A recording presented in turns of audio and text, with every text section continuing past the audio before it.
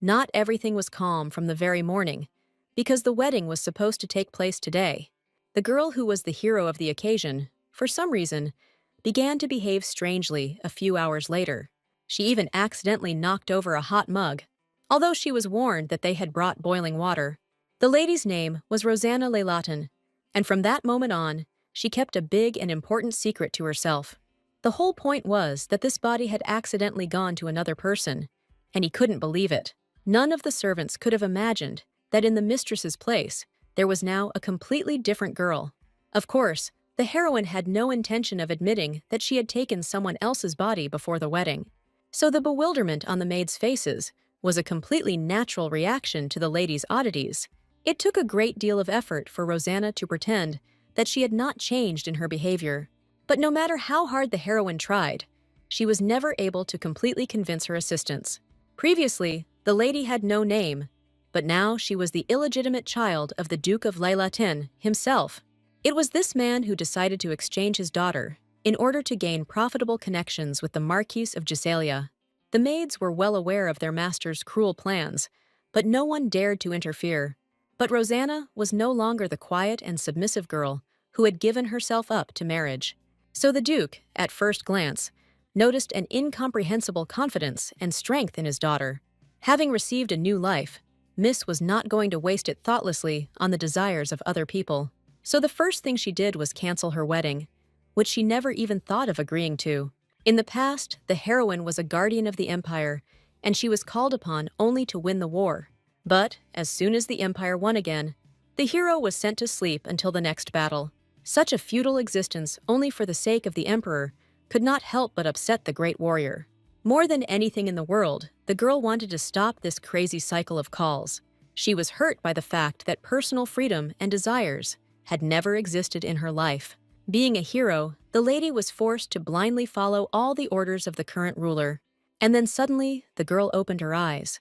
But her own body did not belong to her before. There was no hint of blood or screams of terror around, only the silence and tranquility of the estate. Only the reflection in the mirror could tell the heroine that, for some reason, she had ended up in another body. The heroine remembered that this girl had a very sad fate due to her illegitimate birth. No matter how much Rosanna tried to be friends with her father, it was all absolutely useless. Wanting to prove to her father that she was capable of great things, Leylatan chose a political marriage for herself. But even this decision could not save the lady from death, as she jumped off the cliff out of despair.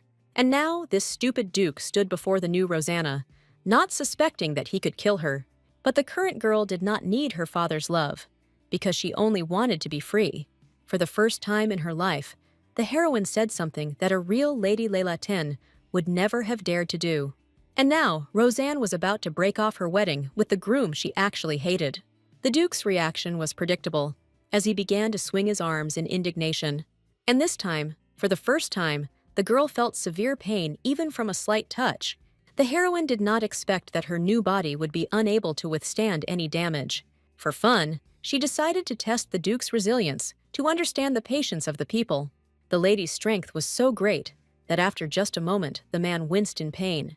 This is how Rosanne made it clear that she was no longer going to be a puppet in other hands. Leylatan had never encountered resistance from his daughter before, so he couldn't respond. From his face, the heroine guessed that her father would not dare to disturb her in the near future.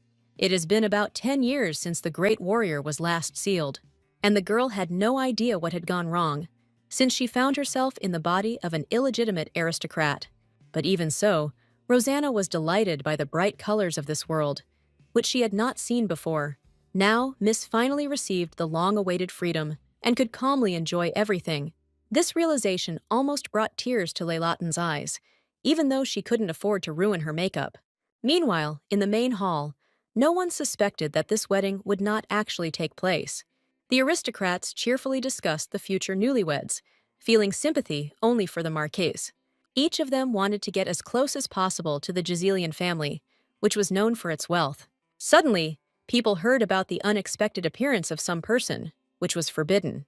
It turned out that Rosanna had hurried into the hall, intending to ruin her own wedding. But the heroine was involuntarily distracted by the beauty of this place, which she had never seen before. On the faces of some aristocrats one could read slight bewilderment mixed with friendliness. But this did not bother the lady at all, who was used to not paying attention to others. Layla Ten was genuinely glad that she had managed to meet all these people in one place. She saw that many could not hide their smiles, trying not to pay attention to her. While the aristocrats did not understand what was going on, the girl felt confident. The noble ladies even considered themselves insulted, since they had no intention of forgetting the wedding. Only now Rosanna announced that there will actually be no wedding. As the girl expected, her words caused great bewilderment among the aristocrats, who had expected a different outcome. The people who were most indignant were those who could have benefited greatly from this union. But no one could convince Rosanna that she had no intention of wasting her life on unnecessary things. No matter how much people around her were arguing, unhappy with this decision, the lady didn't even pay attention to them. Roseanne was the only one canceling her wedding that day, and so she felt she had every right to do so. The aristocrats had not yet realized that they could no longer influence this lady in any way, all because the great warrior knew better than anyone what a coward Duke Leilatin was. So she did not listen to anyone in this room. Because the emperor had no power over her, Rosanna couldn't help but notice that some of the strength from her previous body still remained with her. For example, the girl could sense the presence of people several meters away, and she was strong. So she almost immediately noticed that the failed groom was approaching her down the corridor. The boy turned out to be even uglier in appearance than in the memories of the Duke of Leilatin's daughter. The heroine had no intention of feeling sorry for this man, whom she was seeing for the second time in her life. But Alex couldn't just let go of the girl, a union with whom would bring him a lot. While Rosanna was once again losing her freedom, the Marquise's son was acquiring good connections. For the first time in his life, the guy faced such obvious opposition from such a young lady. He didn't perceive the girl as a worthy rival, so he even allowed himself to shout. Alex was confident that Duke Leilatin would not miss such a good opportunity for unification. The Marquise's son had no idea that the heroine did not feel her father's power over her. Instead, she once again reminded us of the dissolution of the political wedding. There was no hint of fear or respect in Rosanna's eyes for the man standing in front of her. All this only angered the Marquise's son even more, as he was used to everyone complimenting him. And it was only from this strange girl that the guy was never able to achieve a relationship worthy of him. Alex could no longer tolerate this, although he was not allowed to use force.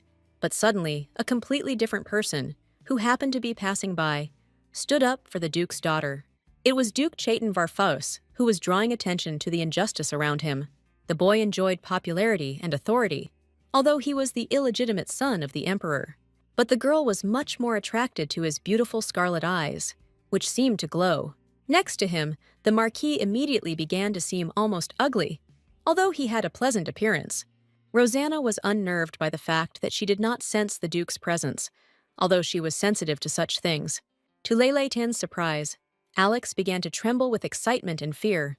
Unable to hide his emotions, few people around Chaitin could remain calm, as his aura was so oppressive. And this time, Varfeus was clearly ill-disposed towards the Marquise's son. Alex didn't expect that such a rich and famous man would actually accept the wedding invitation. The result of his careless behavior was the displeasure of the Duke, who was a dangerous person. After all, the Leilatin house was closely connected to the emperor, so Chaitin was furious. Therefore, Varfeus had no right to ignore such behavior, even from an aristocrat. Alex found himself completely humiliated in just a few moments, as if he had no eloquence. But the boy understood perfectly well how dangerous it was to contradict a relative of the emperor himself. Therefore, Giselia did not dare to say another word against Chaitin, but quickly ran away. But instead of gratitude, Varfus heard that he should thank the lady. The guy didn't understand at all the train of thought of the girl whom he had just saved from her annoying fiancé. But the heroine remembered that the Duke was not held in high esteem by the emperor, and this wedding would strengthen him. So it turned out that the dissolution of the relationship between Giselius and Leilatin was only to the advantage of the Varfus family. The heroine's thoughts were fundamentally different from what other ladies might have said in her place. Therefore, it was much more difficult for the Duke to find words that were delicate enough for Miss.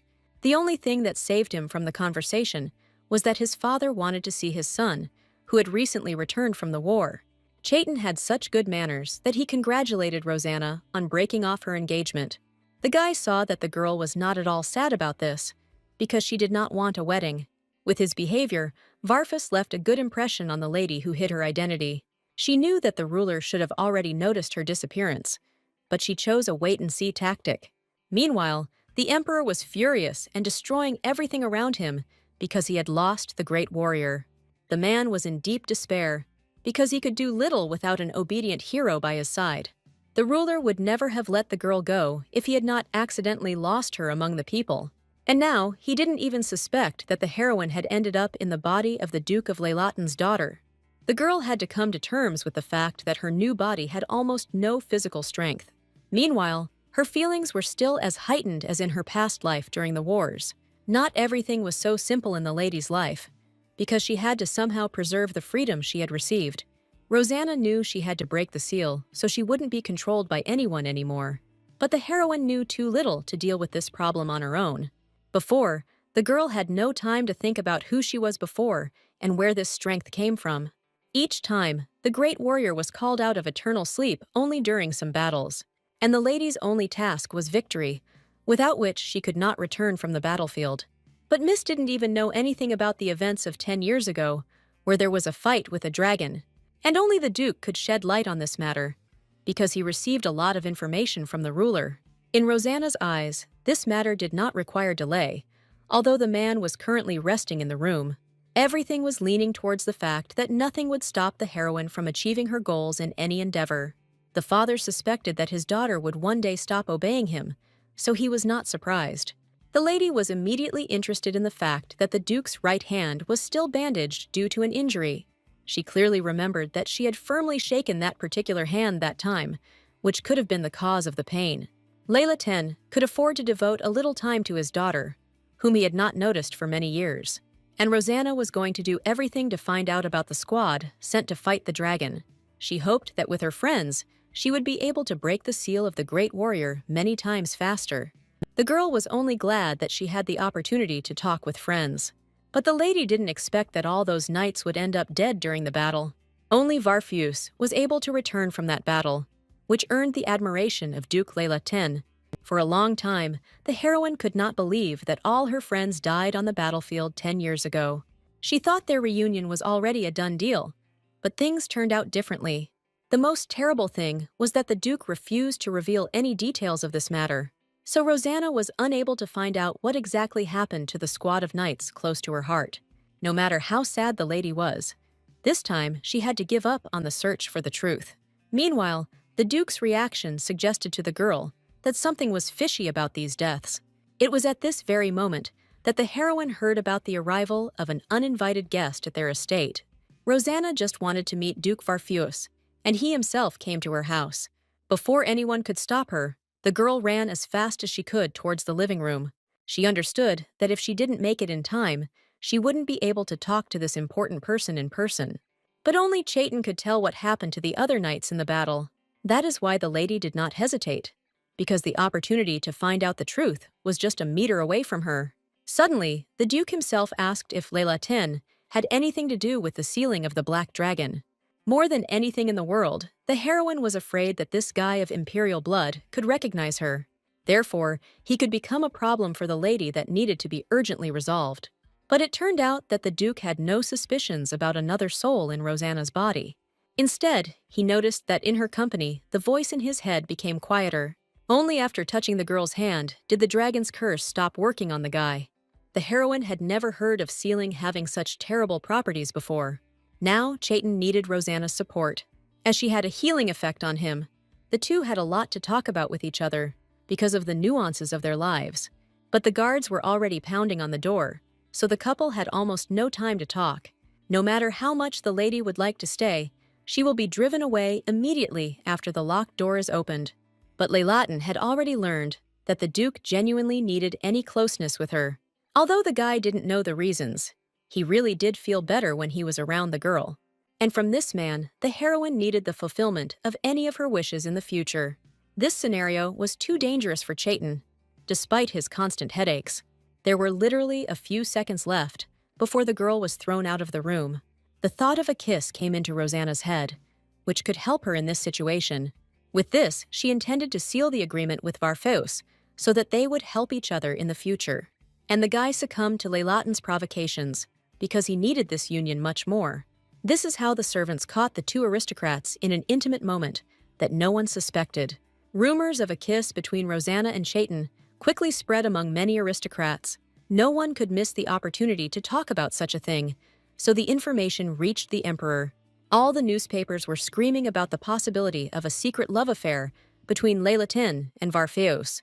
Naturally, the lady's father could not ignore such a noisy rumor that shook the entire empire. Rosanna behaved well in front of the duke, who decided to teach her how to behave. No matter how hard the man tried, not even a drop of the necessary conscience awakened in the miss.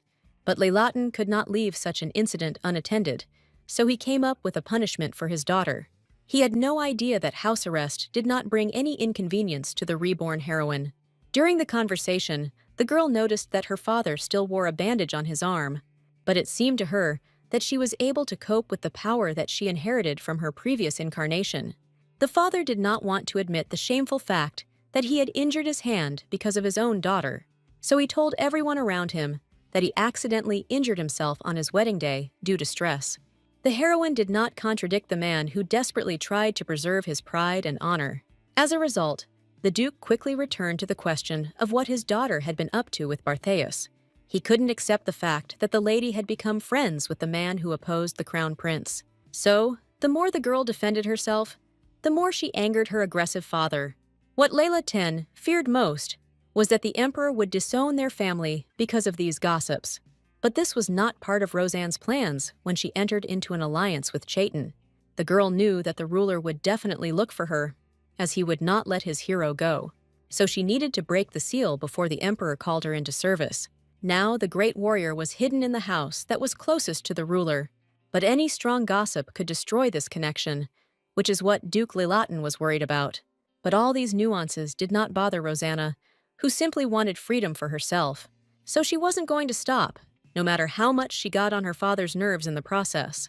The man desperately searched for a way to avoid His Majesty's wrath, and the girl offered him to give her in marriage to Bartheus, which would have angered the emperor even more. It wasn't just the lady who still remembered the agreement that was sealed with a passionate kiss. Chaitin still couldn't get over what happened, because he was cautious around ladies. And now, instead of working with his thoughts, he constantly returned to Rosanna's strange actions. His assistant could not understand the reason for the gentleman's oddities, but tried to support him in his own way. But the boy was not at all burdened by the fact that the emperor ultimately did not come to meet his son. He was much more worried about the kiss that was performed at the request of the duke's daughter. Paul was considered a master in love affairs, since he had a beloved wife for a long time. But even he did not expect that love would ever overtake his stern and cold master. The assistant's face showed that he was eager to tell everyone around him about this news. But Chaitin confessed to Paul about the kiss only because the knight was not one to talk. He changed radically only when it came to his beloved wife and work. And now he was sure that the lady had feelings for the duke. Otherwise, why would she have wanted a kiss? And the assistant personally was in favor of Varfeus not missing such a wonderful opportunity. The guy was in a bad position as his artifact was gradually being destroyed, and the voice of the sealed dragon grew stronger every day due to the awakening of its power. Only Rosanna, with her mere presence, removed all the negative effects of the curse from the duke. So Varfeus had no doubt that he needed this strange daughter of the Duke of Leilaton. Meanwhile, the heroine suffered from boredom, as she spent her time aimlessly in the garden. Previously, the girl didn't even have time to properly rest after a battle. And now she spent her days looking at nature and eating delicious food from the estate's best chef. But the heroine had no idea that the maids were still laughing at her. The assistants had fun watching the lady unable to open the jar of jam herself. And before, everything was really like that. But now Rosanna had incredible powers. None of the maids expected that the lady would easily handle the jar in a couple of seconds. But they were hoping for a fun spectacle, which was not destined to take place in the end. Unfortunately for her assistants, the heroine noticed their strange reaction after she opened the jam. The girl often forgot that because of her status, she was not supposed to do anything with her own hands. It will take a long time for the lady to get used to the fact that everyone around her is obliged to take care of her down to the smallest detail. This time, Rosanna came to her senses in time and allowed the maid to open the jar for her. The assistant was confused by the strange behavior of the lady, who did not seem like herself. But the maid was even more surprised because she could not open the jar of jam. For some time, the heroine silently watched the maid's attempts to correct this situation. But the lady did not have much patience, so she demanded that the jam be returned to her. The assistant decided that Rosanna had deliberately closed the lid tighter to make fun of her. She couldn't believe her eyes when the miss opened the lid again with the same ease. And the great warrior, as if nothing had happened, began to enjoy the delicious food. If the real Roseanne were in her place, she would definitely have made a scandal about this. But the heroine didn't even think of being indignant, because she had eaten deliciously and now she was ready to go for a walk. No matter how much time passed, Miss still happily enjoyed the beautiful garden. But this time, something was different, because a small chick accidentally fell from a huge tree. Only thanks to her reflexes from her previous body, the girl caught the bird in time, but just a little more, and the chick could not have been saved after falling from such a height. It was not difficult for the girl to find the nest to which the fallen chick belonged. She felt she had enough strength to help the baby return to his home. Any lady friend would have asked assistance about this, but the heroine is used to solving everything herself. So she bravely climbed the tree, not thinking about the consequences it would cause. Literally, within a few minutes, Rosanna reached the required height where the nest was located. All this time, the chick was trembling with fear because he did not understand that he was being returned home. But he instantly perked up as soon as he felt the presence of his bird family. The girl's adventure did not end there, because there was a good view from the tree.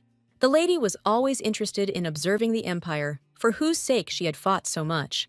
And now, Miss could examine a huge number of buildings that were clearly visible. However, the peace around Miss did not last long, as she was soon discovered by her assistants. Rosanna had no idea how much fuss would arise just from her sitting in the tree. All the maids panicked and started looking for people who could help their mistress get down. Miss always thought that ordinary people could climb trees, regardless of their status.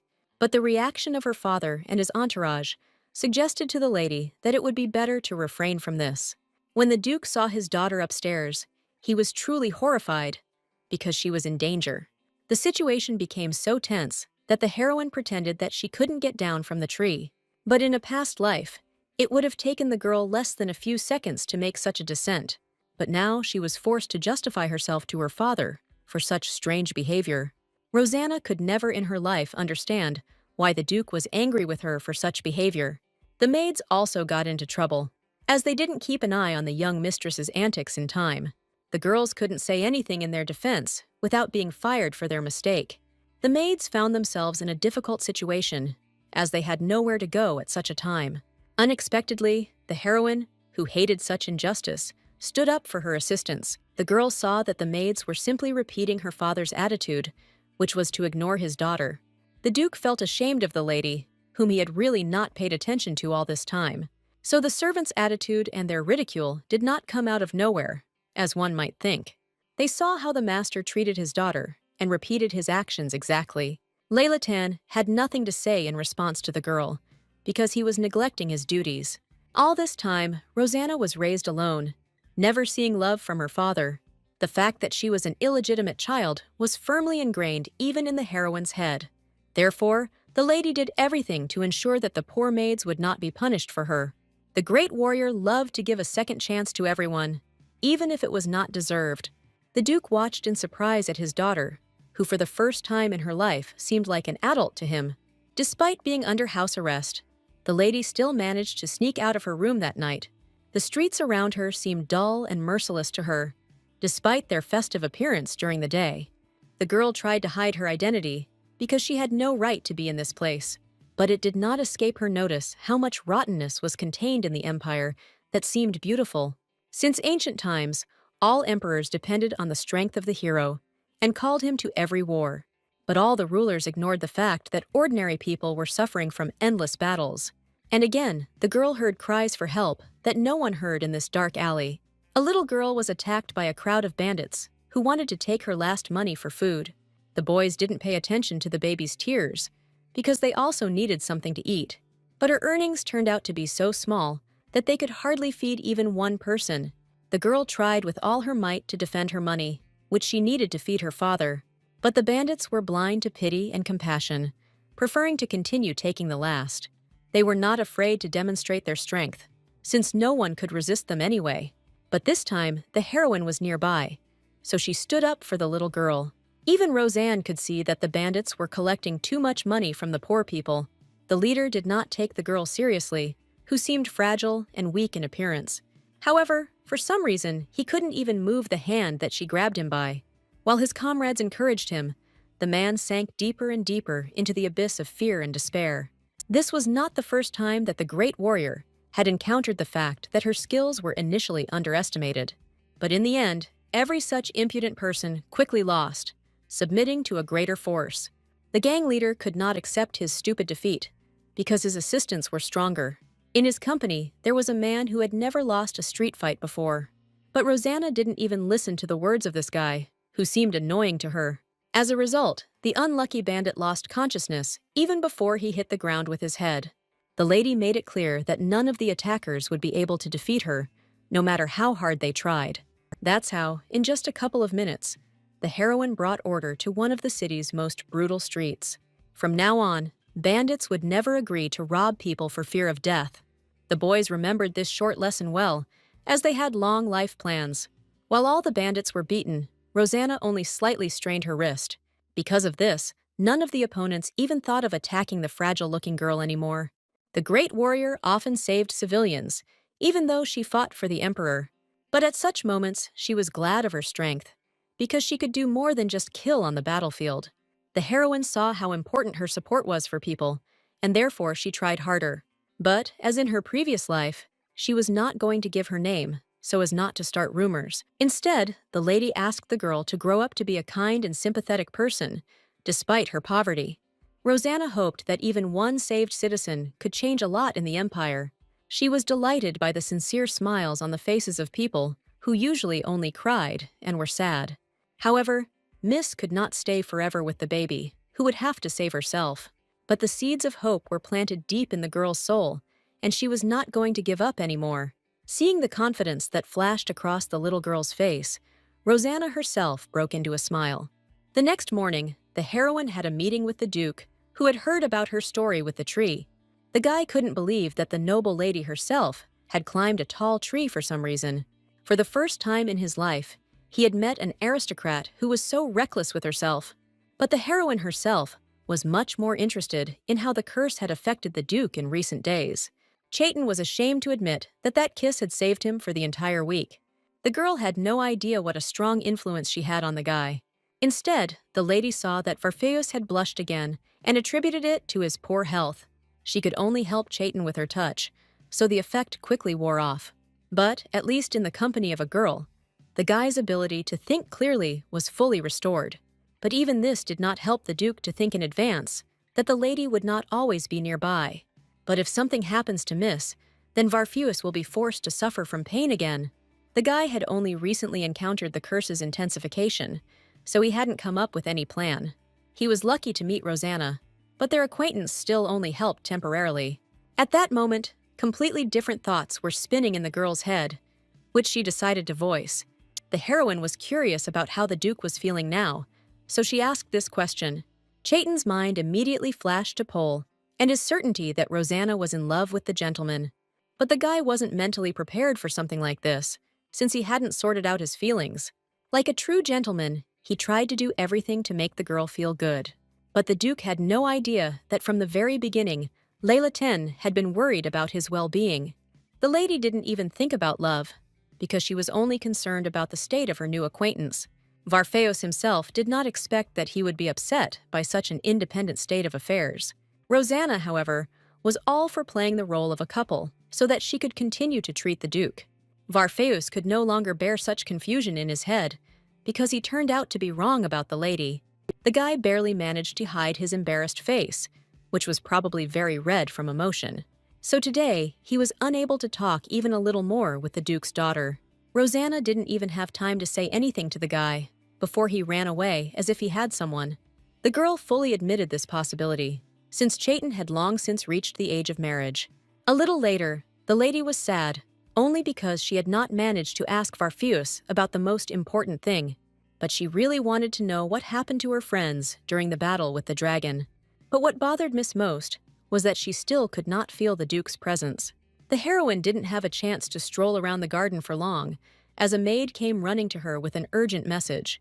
It turned out that the Duke's daughter had a guest waiting in the reception room, and she immediately thought of Chaitin. This was an excellent opportunity for the lady to finally ask the guy the questions that were bothering her. But it turned out that it was not Varfeus who was sitting in the living room, as he had already left long ago. The last thing the great warrior wanted in the world was to meet the crown prince himself. The guy was narcissistic enough to demand undeserved attention from the lady. Joseph Belloise, both in manners and in appearance, strongly resembled his father on the throne. All her life, the heroine was a prisoner of the seal, which was controlled by the imperial family. Each subsequent ruler kept the great warrior on a short leash, and Joseph was no exception, as he planned to rely on the hero for everything during his reign. The girl was so deep in thought that she did not notice the prince's presence in the reception room. But this man was one of those who could have known that her soul had moved into this body. In that case, Rosanna had no choice but to kill this dangerous guy. Seconds seemed like minutes to the girl, who did not know what she should do. And the prince suddenly declared that he had come to take back what had belonged to him from the very beginning. But the lady had no idea that Joseph was talking about marriage, since he did not reveal it to her. Having heard about this, Rosanna completely lost the point of talking with the future heir. It seemed to her that the reason for their meeting would be precisely because the guy revealed her identity. But Joseph was not strong and smart enough to sense the soul of a hero in the lady. Therefore, like an ordinary man, he dreamed of marrying a worthy girl. The prince's strange train of thought calmed the heroine a little, and she was able to think calmly. Only now did Rosanna realize that she wouldn't have been able to get rid of the guy without others noticing. Joseph was too prominent a person for his disappearance to go unnoticed. As the future heir, the boy often communicated with other people through manipulation. But the heroine remembered him as a very small child, so she didn't take him seriously. So it seemed strange to her that Joseph, who had previously barely written, now spoke to her rudely. Belloise's intentions were written on his face, for he was jealous of the lady's relationship with Duke Varfeus. Even if Rosanne hadn't known the guy before, she would still have been able to guess his feelings. Of course, the heroine had no intention of exchanging Chaitin for this arrogant and impudent heir. As a result, the girl angered the prince so much that he threw the precious mug at her. However, the great warrior had no trouble catching the object right out of the air. It was the first time in his life that Joseph had experienced such a good reaction from another girl. Rosanna herself didn't even notice this gesture, since she was acting entirely on reflexes. Such skills deservedly caused concern in the prince, because he did not know how to react. The lady could not miss such a good opportunity to make fun of the stupid heir. Although the miss said with a smile that she would now throw the mug as revenge for the prince's reaction. But the guy clearly felt the incredibly oppressive aura that emanated from every cell of the girl. So Joseph was seriously scared, even though he seemed much stronger than the Duke's daughter. Rosanna was even upset by how gentle and stupid her interlocutor was. She had no intention of causing any harm to the heir, as this would have had consequences. But everything changed as soon as the guy mentioned that he would call on the hero for help. Belloise was completely convinced that the great warrior was just a puppet in the hands of his father. As a result, anger so took hold of the lady's mind that she broke the cup, although she threw it aside. The prince didn't even have time to notice how the mug flew past, as the speed was enormous. This once again made it clear to him that Rosanna possessed some kind of phenomenal abilities. At that moment, the heroine did not think at all that she was contradicting the heir to the throne himself. She was sure that the emperor would not be able to summon her soul in the near future. But the guy couldn't admit that he was scared to death by the sweet and weak girl. After all this would lead to people around doubting the reliability of the heir. No matter how much the prince's hands shook from resentment and disappointment, he understood that the lady was right. It was not Rosanne's plan to completely humiliate Joseph, although she did not like him at all. Thanks to her sense of smell, the lady heard another person approaching them in advance. It turned out to be Duke Leilatin, who had just learned of the arrival of the emperor's heir himself. The man immediately noticed that there was only one cup on the table, which was a breach of etiquette. He couldn't believe that his daughter had asked the maids for tea just for herself. But in fact, the heroine simply managed to break one of the cups that contained tea. Laylatin was horrified that his beloved and expensive set had broken so quickly. He immediately realized that his daughter, who had shown herself to be bad, was definitely involved in this. Rosanna felt no regret at all about having managed to frighten the poor prince, but the Duke was not on the girl's side, as he was afraid of losing the Emperor's support. Although, according to the heroine, it was the Crown Prince who first started acting up. But the Duke no longer felt the same anger towards the prince as he did towards his daughter. Never before had Laylatin been forced to reprimand an adult for whom the throne was intended. So he was afraid that Joseph would get angry because of the stupid girl's unpleasant words. For the first time in a long time, the lady felt truly pathetic about her own father. What angered Miss most was that the Duke was unable to be alone with the boy. He clung to his daughter with all his might, just so he wouldn't have to bear the responsibility of the conversation alone. Rosanna easily read all of her father's tricks, so it was easy for her to resist them. She understood perfectly well that re-educating the Duke would take too much time. The only thing the lady didn't know was why the Emperor didn't tell his son anything about the hero. It turned out that the ruler was trying to hide his weakness from his heir in order to preserve the throne. The great warrior was always just a toy in the hands of successive emperors, and the only thing that kept the girl from killing was the seal that controlled her entire life. But the current body was so weak that Miss could get hurt at any time. The only thing that saved Rosanna was that she now had real allies who were not going to betray her. It was about Duke Varfaus, because he needed the lady even more than she needed him. That is why the heroine was sure that the guy could never betray her. So the girl was going to make good use of such a person on her side. But due to her father's punishment, the lady could not visit Chaitin on her own in the near future. So she couldn't think of anything better to do than send her maid to the Varfus estate. The Miss's only mistake was that the assistant was not mentally prepared for such a trip. This girl clearly didn't think she would have to complete such a difficult task. In Rosanna's eyes, the maid could have done more in gratitude for saving her from being fired. But the assistant acted as if such a task was completely impossible for her. The lady didn't even think of despairing so quickly, because she had a plan in case this girl didn't agree to help. She treated all the servants with sympathy, because for them, Duke Laylatin was now a great authority. Therefore, the Miss rewarded the maid with an expensive decoration. Although she did not agree to go to the Varfus estate, Rosanna still didn't see any need for these items, which she didn't really wear. While the maid stubbornly could not understand what she should do with all these expensive items, the heroine was sure that her assistant would not be able to refuse such a precious gift. Even the Duke never spoiled his servants with such expensive and beautiful things as payment. And indeed, just a second later, the maid agreed to go to the Varfus estate. The lady was amazed at the speed with which her assistant took her side, mentally rejecting the Duke. This girl's name was River, and from now on, she was faithful to her generous and kind mistress. So Rosanna could do whatever she wanted in the presence of the maid without fear of gossip. As a small revenge, the lady asked to buy new jewelry and write off the entire amount to the Duke. It seemed to her that even this would not be enough after what her stupid father had made her go through. And River was ready to fulfill any request of the Miss, no matter how incredible it seemed. Rosanna didn't feel at all sorry for her father, who would now have to spend a lot of money. She just looked at the jewelry with surprise and saw that some of it was truly expensive. A little later, the heroine again encountered rumors that the maids were freely spreading. The assistants did not hesitate to speak near the mistress, since they had almost no respect for her. But the lady herself enjoyed playing the game, according to the rules of which she found figures in the clouds. The girl was so engrossed in her work that she didn't pay attention to anyone around her. But then the peace and quiet was cut by the loud cry of the Duke, who was outraged to the depths of his soul. It was the first time in his life that Laylatin had seen such a long shopping list from his illegitimate daughter. However, Rosanna kept a straight face, as she had anticipated this reaction. The man did not want to deal with such expenses, although they had already fallen on his head.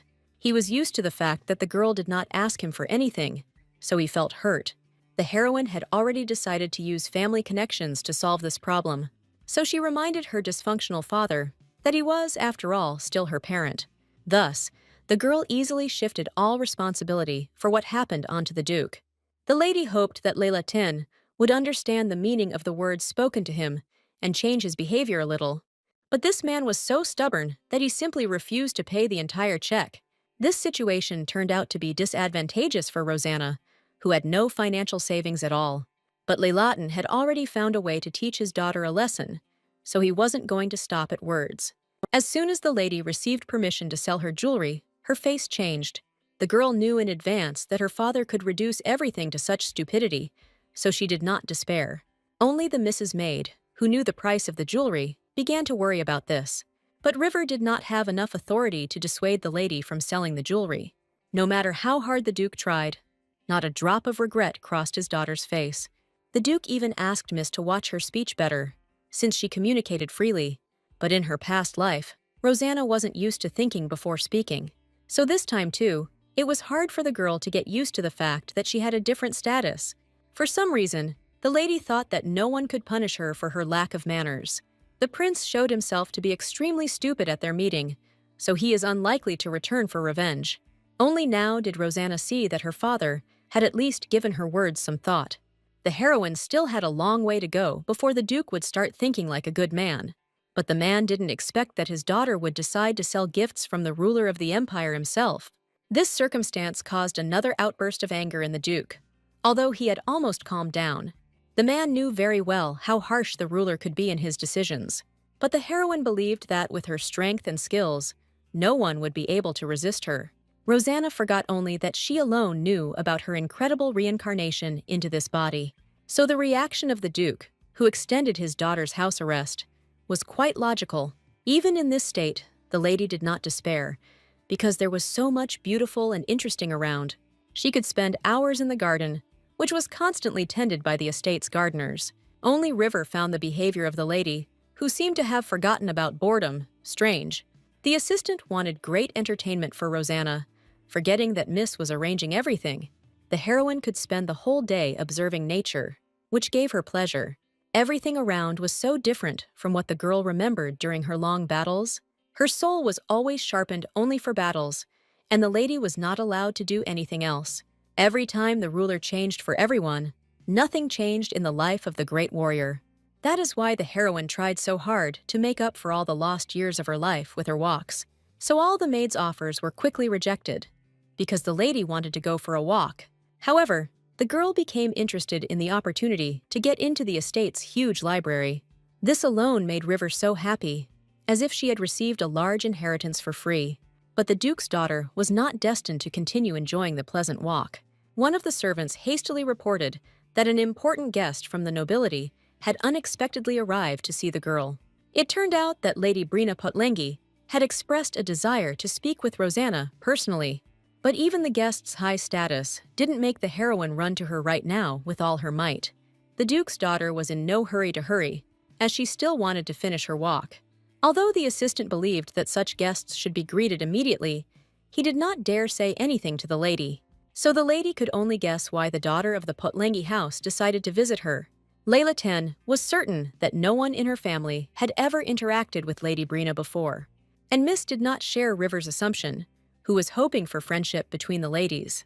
The maid announced that Brina often became the bearer of the title of the Heavenly Galaxy. And with this, she made the lady remember how exactly this strange title came into being.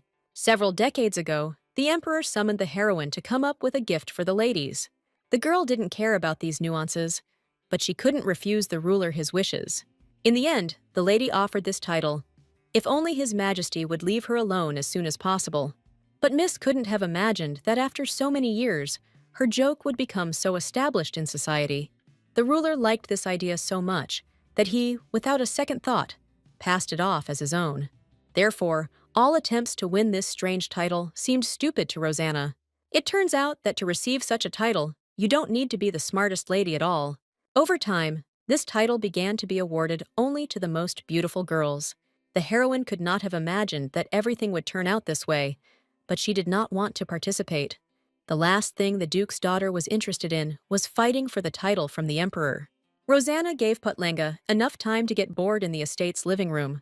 It was immediately obvious from the guest that she had not come at all for the sake of friendship with the daughter of the Duke of Leilaton. Even her facial expression showed how hostile Brina was. Upon seeing her, the heroine realized that she had already heard something about this girl's family. Meanwhile, Potlengi expressed her dissatisfaction with the long wait for the meeting. The lady was not accustomed to being treated as anything other than one of the most noble aristocrats. But Rosanna didn't care about all the titles and statuses that the other ladies revered. The Duke's daughter wanted to finish this conversation as quickly as possible because she had not looked around the entire garden. The knight of the Potlengi family could not tolerate such a cold-blooded attitude towards his mistress. But Brina didn't let Marilu deal with the impudent Rosanna, because now was not the time. In the past, Leilatian was much more cautious, but now it's as if she's gone a little crazy. Therefore, Potlengi communicated delicately with the girl, who did not inspire confidence in her. It got to the point that the heroine rudely interrupted her guest, because she remembered her family. Rosanna cheerfully stated that it was this family that bought their title to become aristocrats. This blow was below the belt for Brina, who carefully hid her ancestry from everyone. She couldn't even imagine where her peer had learned such an unpleasant fact. This time, Merrill reacted faster than his mistress, throwing a gauntlet in the direction of the Duke's daughter. Rosanne didn't know that this gesture meant accepting a duel if you raised the glove. So the girl found herself in an unusual situation for herself because she accidentally accepted the challenge. The heroine caught the glove purely on reflexes, but found herself drawn into such a complex matter. Although Brina reprimanded the active knight, it was too late to cancel the duel. Potlengi openly laughed at Rosanna, who had so carelessly accepted the fight with the knight.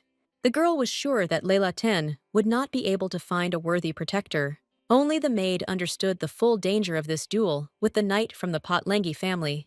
Merrill was known as a strong competitor, as he almost joined the Imperial squad. The difficulty was also that Rosanna could not compete in this fight herself. Although the heroine would certainly have won, she needed to find a protector for herself.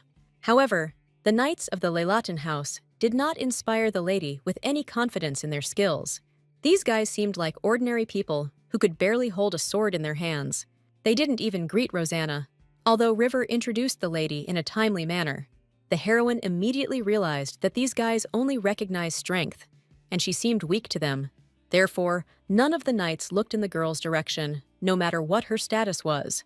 But Rosanne was no longer the quiet lady she once was, so she was going to clean up the mess. Now she remembered very well how she had previously communicated with such people in the role of a great warrior. The maid quickly became horrified by the mistress's rude words, because a lady could not speak like that. But the knights did not blink an eye, as they often heard the Duke scold them for their laziness. They completely forgot that the girl had the opportunity to fire everyone from the Leilatian estate. The knights became wary only when the lady seriously announced their removal from office. Rosanne manipulated the boys to the fullest extent, playing on their weaknesses that they were unaware of. And this time, the knights could not look down on the lady who had captivated them with her words. And the miss was already demanding with all her might that the butler and the captain of the knights come to her so that she could fire everyone. Rosanna no longer feared anyone except the emperor, who could seal her away again for battle. So the knights were foolish when they thought that the lady could not resist them. All their hope was on the commander named Andrew Segway, who knew how to charm people. The boy looked so handsome and harmless that the Duke often forgave him for his mistakes. But the heroine was not one of those who would agree to take all the blame for what happened upon herself. But Andrew was confident that he could win over the young girl with his appearance alone. Rosanna just smiled in response, informing everyone that they needed to fight Merrill. Each of the knights knew very well how bloodthirsty and strong this man was. So among the guys, there was not a single one willing to stand up for the honor of the Duke's daughter. The heroine immediately suspected that all the knights' courage would fade after the words about the duel. Even Segway was not ready to fight Merrill, who was widely known in their circles. Even the most foolish person would have realized that the boys were very scared at this prospect. Rosanne had no intention of pitying the cowards who were unable to stand up for her. But all the knights supported the commander, who lied that they would have fought with someone else. Therefore, the lady did not mince her words when she reported the weakness of the knights before her. The girl had fought a lot shoulder to shoulder with real warriors, so she knew how to identify them. And the assistants of the Leilatian estate looked nothing like lost kittens. Andrew was not one to tolerate such open humiliation directed at him. So Segway got really angry, even though he was only shaking in fear of the other guy. But the commander had enough strength to deal with the girl, no matter how stupid it might look. So the guy was going to punish the impudent girl, even though she was the Duke's daughter. It seemed to Andrew that as soon as he drew his sword, the lady would immediately change her mind. But something went wrong at the very beginning of this decision, because the commander could not move from his place. The heroine pressed lightly on the hilt of the sword, but this was enough for Segway to lose to her. The knights had no doubt in the commander's victory, wanting to teach the lady a lesson too. Andrew saw that Miss held his sword with only one hand, but he could not draw the weapon. The realization that he was not strong enough fell like a heavy burden on the commander of the knights. For a few minutes, Rosanna was able to completely suppress the guy's will to fight. The girl's face did not change at all, but the knight felt incredible fear. Andrew was smart enough to stop his futile attempts to win over this lady. Instead, he bowed his head to the Duke's daughter, who was many times stronger than him. The heroine was satisfied with such submission because she did not intend to achieve anything more. But the other knights still had no idea why the commander had made such a decision. The boys were confident that their skills would be sufficient to enlist in another service, so they didn't understand why they had to bow down to a fragile and self-satisfied girl. However, just a moment later, everyone who had previously laughed at Miss knelt before her. Rosanna had no doubt that she would be able to achieve fair treatment. Her mission was accomplished at this point, as Andrew was already scared to death by the lady's power. Although the heroine brought order to the Duke's army, she was still unable to find a protector for herself. But the great warrior didn't expect that River would accidentally see all her actions.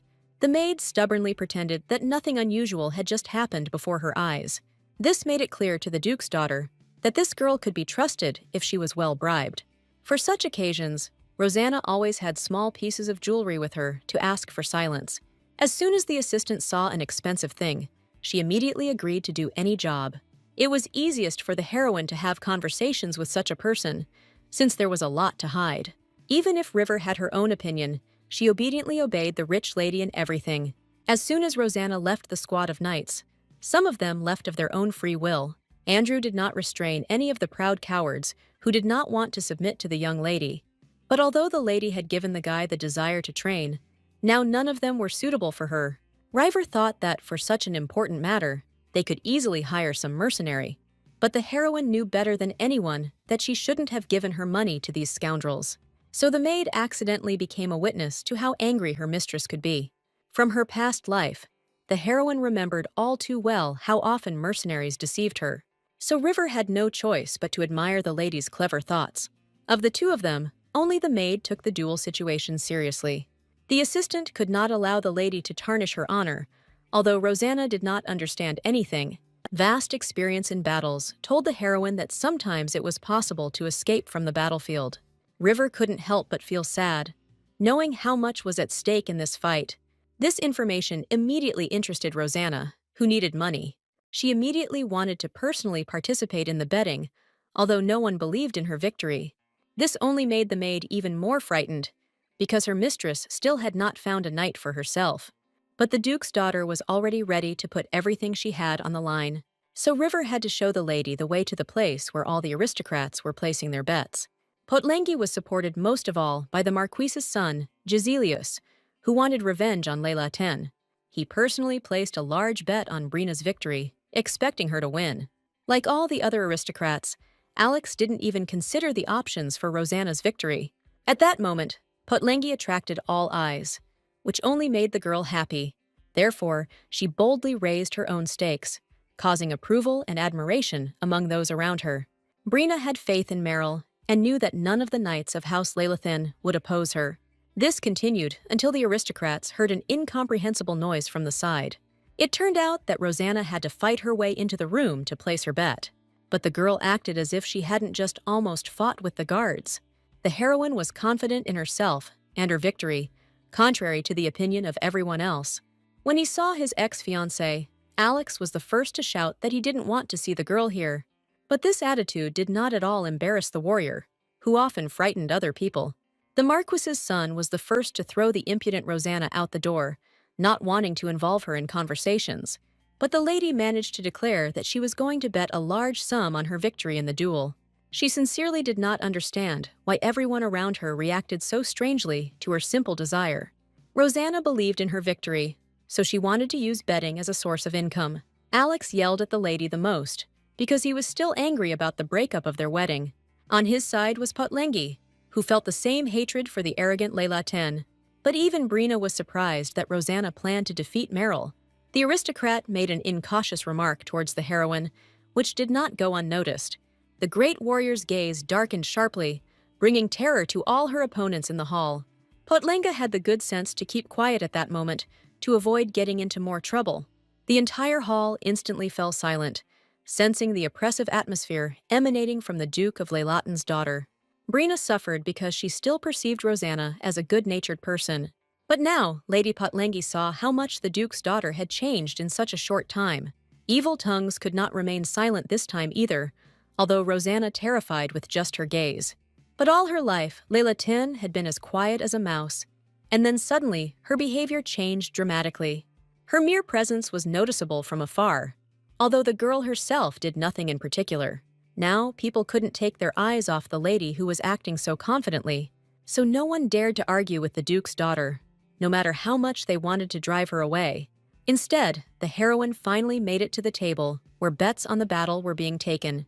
She quickly signed the document, placing a high stake on her victory. After this, the lady disappeared from the hall, as if she had never been there. But people remembered everything. The aristocrats began to discuss Rosanna, and only Varfeos continued to keep aloof. A few days later, the heroine behaved as calmly as she had every day up to that point. But River was unable to contain her excitement, because the duel was supposed to take place tomorrow. But the lady didn't even want to hear about hiring mercenaries for this difficult battle. The heroine was full of righteous anger every time the maid suggested this option. Of course, the assistant wanted the lady to win, but without the knight, nothing good would happen. That's why she felt so deeply every time Rosanne turned down guys. Since the announcement of the duel, many candidates have come to the Duke's daughter, but she did not approve of them. The great warrior could not allow someone weak to defend her honor in front of people. That's why she didn't listen at all to the cries of her father, who was trying to intervene in this duel. Raver heard that the Duke ended up taking it out on the knights who tried to leave him. Only now did Rosanna notice that the maid was too indifferent to her duel. But the assistant didn't have to support the young lady so much. In fact, the girl was counting on the fact that if she won, she would also receive something expensive. The heroine was good at recognizing lies, so she realized that her assistant was telling her the truth. The lady liked the fact that River didn't try to hide her true intentions from her, so Miss was once again convinced that she had found the right person for herself in the estate. The maid, in anticipation of a reward, did more and more useful things for her young mistress. It was only thanks to her that the heroine learned that everyone in the estate knew about the absence of her knight. But Rosanna was interested in the fact that, for some reason, other aristocrats also knew about her affairs. This was the only question River had no answer to, since she couldn't suspect anyone she knew. In fact, the great warrior had no intention of remaining idle, as she wanted to win the duel. That is why she invited Duke Bartheus, whose arrival was announced by the servants. The girl had no doubt that this guy would be able to win money for her tomorrow. All that remained was to persuade Chaitin to take part in the battle to defend Layla Ten's honor. But from the very beginning, the acquaintance looked somehow wary and tense from head to toe. However, Rosanna was not good at identifying what exactly was bothering people, so she threw the idea out. The lady was only interested in why the Duke had not visited her earlier, although he had the opportunity. Miss sincerely tried to get closer to this man who was on her side, and the girl's words sank into the soul of the guy, who gradually began to fall in love with her. Chaitin could not react calmly to such words that brought them closer to each other. That's why Varfus himself blushed noticeably, even though the heroine didn't mean anything romantic. This reaction from her friend seemed strange to Rosanna, who rarely interacted with people. Only by quickly changing the subject was Chaitin able to avoid an awkward situation. He quickly learned that the lady had recently been visited by a member of his imperial family, and now the guy felt guilty for attracting Joseph's attention to the girl. It was immediately clear that the Layla Ten family was under constant surveillance by the emperor. So, by his presence on this family's estate, the Duke put all the aristocrats at risk. But Rosanna wasn't interested in such nuances, because she knew that the guy had bet on her in the duel. Apart from Varfeus, no one else would have dared to name such a large sum in battle. Besides, Only Chaitin could believe in his ally's victory, no matter how incredible it seemed.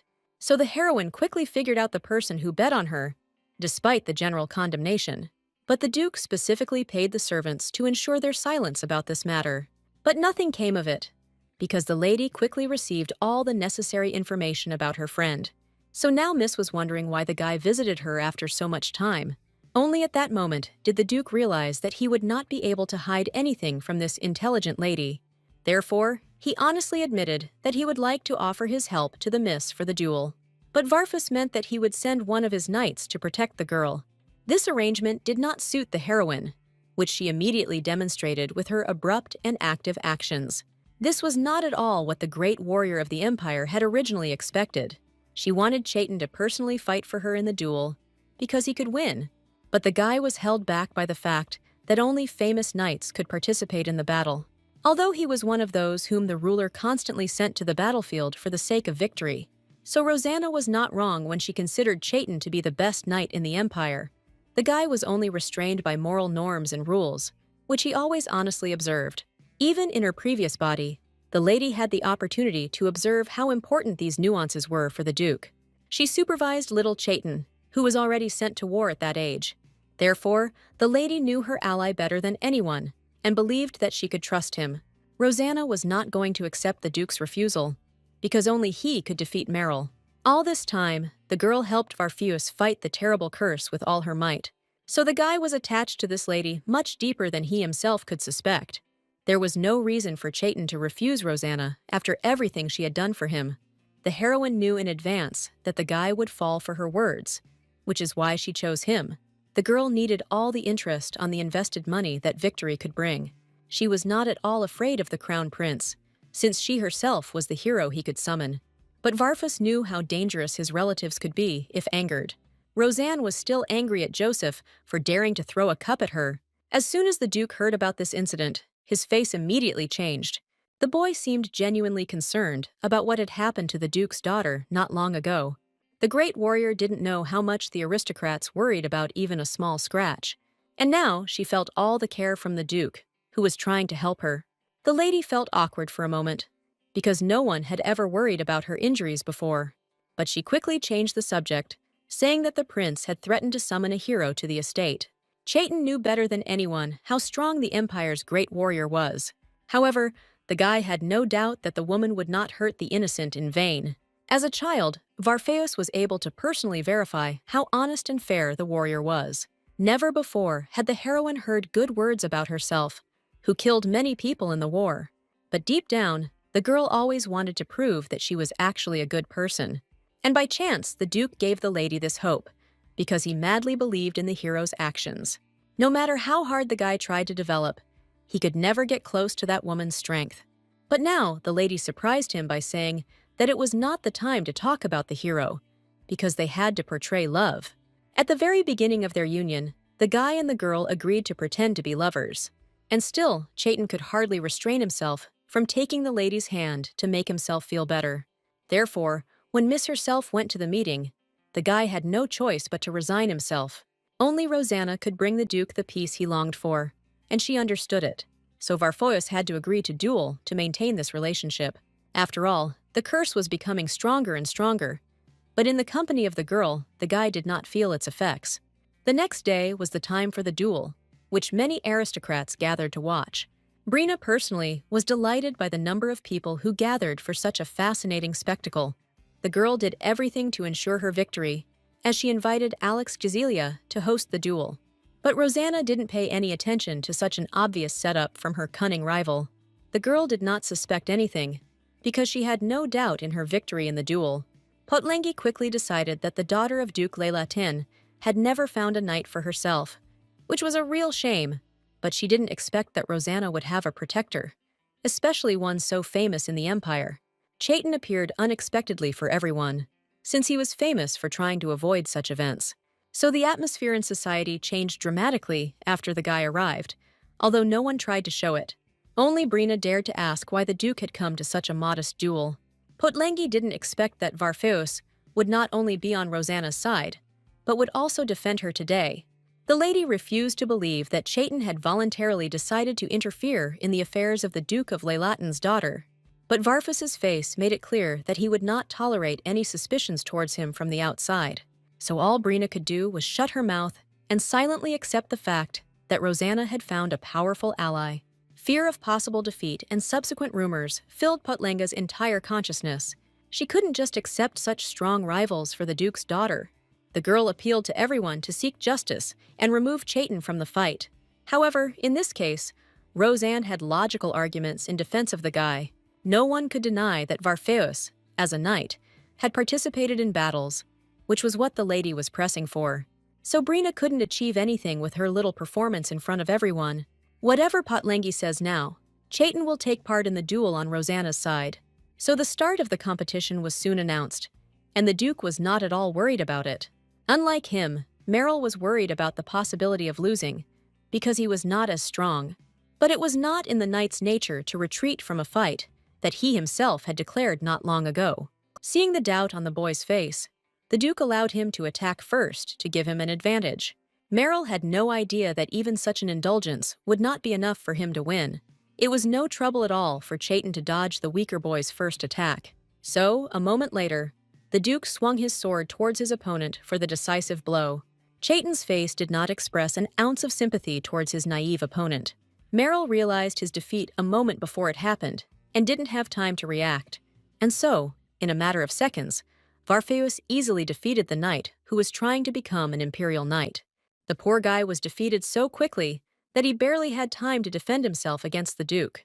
Chaitin did not become arrogant about the victory, since for him it was expected anyway. He was pleased that he was able to bring Rosanna some much-needed financial help. Brina was the most dissatisfied with what happened, although it was already too late.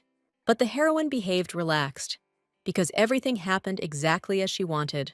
The girl had no idea that all this time she had such an easy way to make money.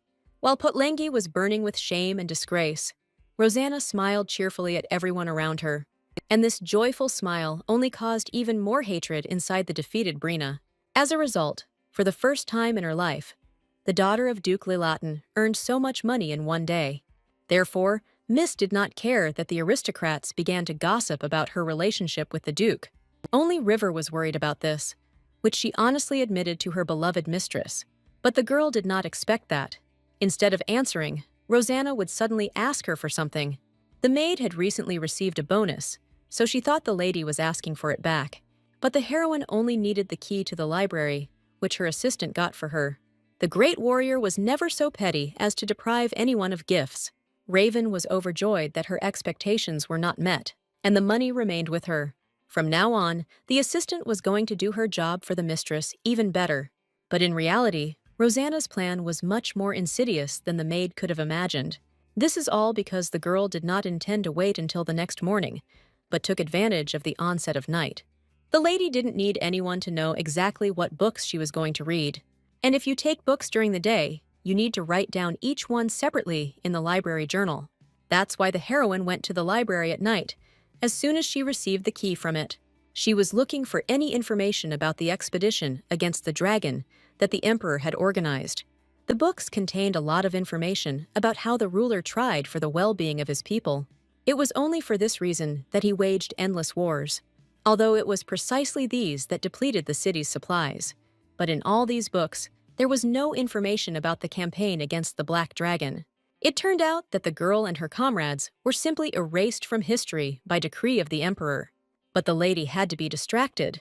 As she noticed the presence of some stranger, Miss reacted instantly and caught the man who was secretly watching her.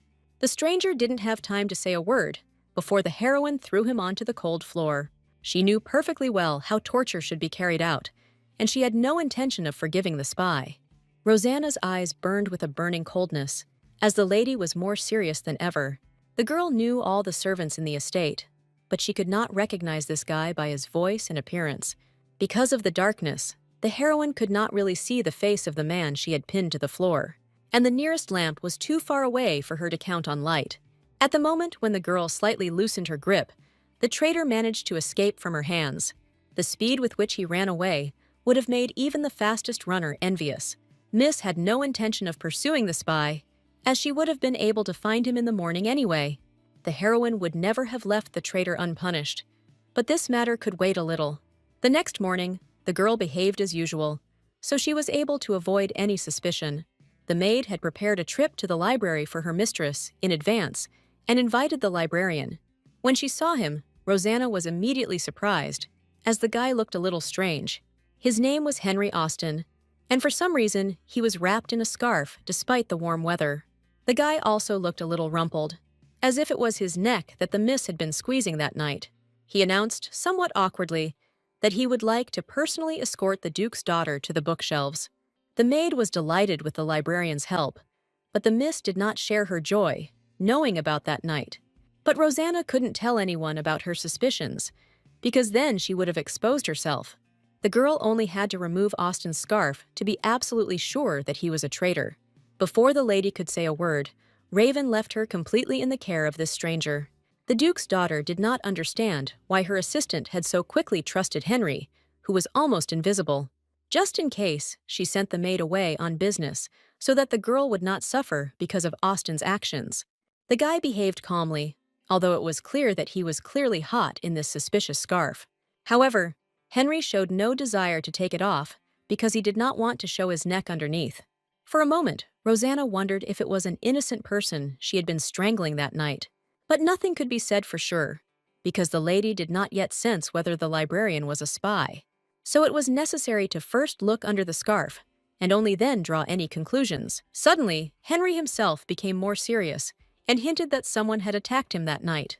So it became clear to the lady that this was the guy she was dealing with, but he ran away.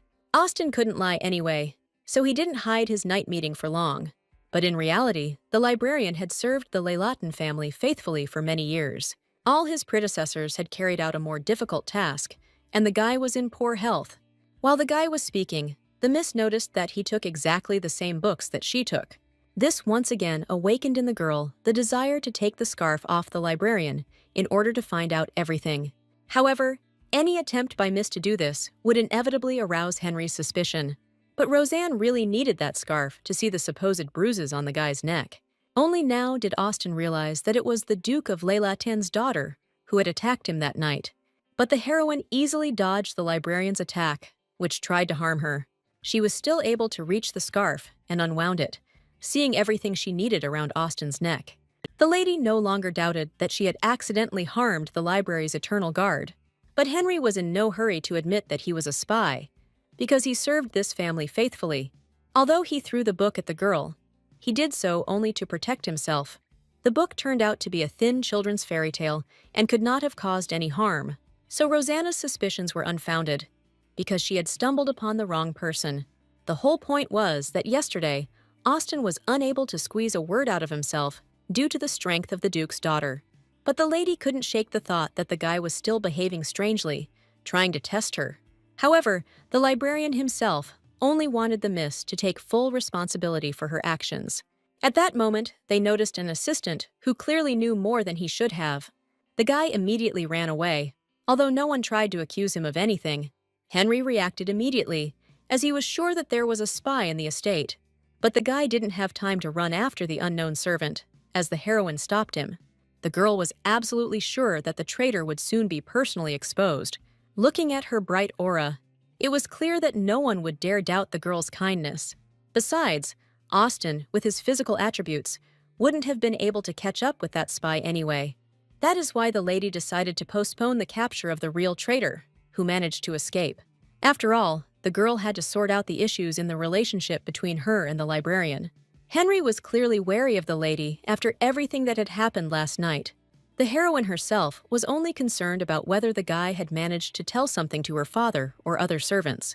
But Austin considered this to be snitching, so he didn't even think about it. However, the lady was still wary, as she did not know how to bribe this guy. From her face, the librarian quickly realized that the girl was even considering eliminating him. The last thing Henry wanted to do was die before he had fulfilled his duty to the Duke. But the boy's health was too poor for Leylatin to take him into service, so Austin could only hope that Rosanna would accept him into the ranks of her servants. But the heroine remembered all too well how dangerous such one-sided agreements were. She didn't intend to suffer like in her past life, so she refused the guy without hesitation. The lady did not expect that Henry would not back down so easily, because he also had his own desire. He was so persistent, because the fulfillment of his dream depended only on the decision of the young lady. Austin had long been tormented by the fact that he could not properly defend the honor of his family by serving the Duke. Roseanne did not interrupt the librarian, as she was interested to know what he would say. It turned out that it was Henry who ended the line of servants to the Duke due to his health. But Austin still wanted to serve the Leylatin family as closely as possible. But the thing was that the librarian didn't need a lady as an assistant. All her affairs were managed well by just one maid, so the Miss did not have to think about anything. The librarian then furiously declared that he was the only one who knew the young lady's secret. He diligently pressed on the fact that the lady would not be able to kill calmly, although he did not know about her past. Now, when Henry's fate was about to change for the first time in a long time, he didn't want to back down. Roseanne couldn't resist asking the guy a few test questions about who he would serve. And Austin honestly admitted that among the Duke's other children, who are not there, he would not have chosen the lady. The girl liked the honesty of the guy, who was not afraid to object to her right to her face. But Henry did not stop there, because he was confident that the lady had enough strength to resist the emperor.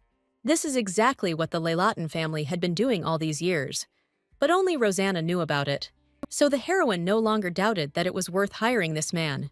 She promised to find another librarian as soon as possible, so that Henry could get down to business.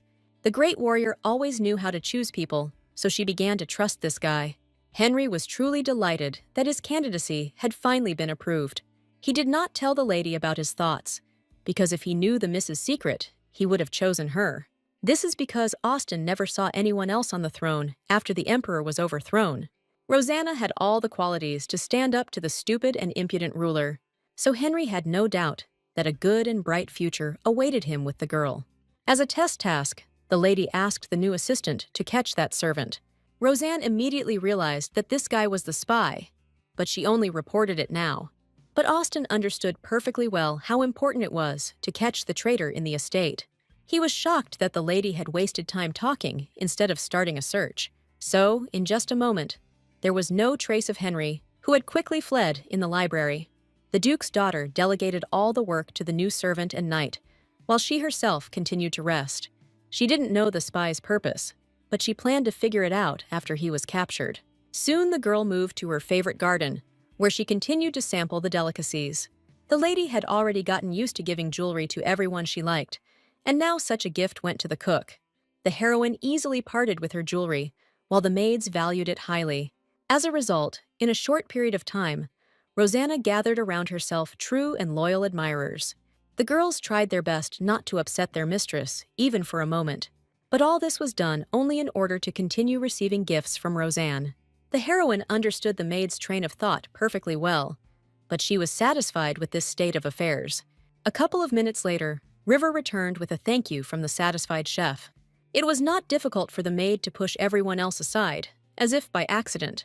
This assistant was the most intelligent, so she took good care of Miss.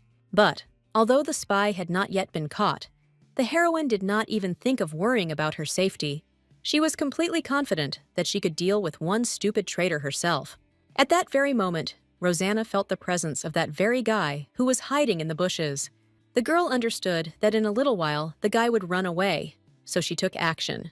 As soon as the lady's knife flew off somewhere into the bushes, the maids started running around her in horror. The assistants were unaware of their mistress's powers and abilities, so they often underestimated her. But even they had enough hearing to realize that knights were running towards this place as fast as they could. Roseanne once again acted as if nothing unusual was happening around her. But with one movement, the lady caught the spy, whom all the knights in the estate had been chasing for a long time. The guy couldn't pull out the knife that had pinned his hand, so he just whimpered in pain. A few minutes later, the Duke arrived on the scene, rejoicing that the spy had been caught. But the knights had a new problem, which they were embarrassed to even tell their master about. The whole point was that none of the guys were able to pull out the knife that was holding the traitor. No matter how hard the knights tried, everything ended in cries of pain and pleas for salvation from the spy. The traitor himself could not make his fate any easier, so he was forced to suffer constantly. It was the first time Leylatin had seen such measures, so he logically wondered who had done this. Only now did the man notice his daughter nearby, and everything instantly became clear to him. However, the Duke could not say anything to the girl in front of such a large crowd of people.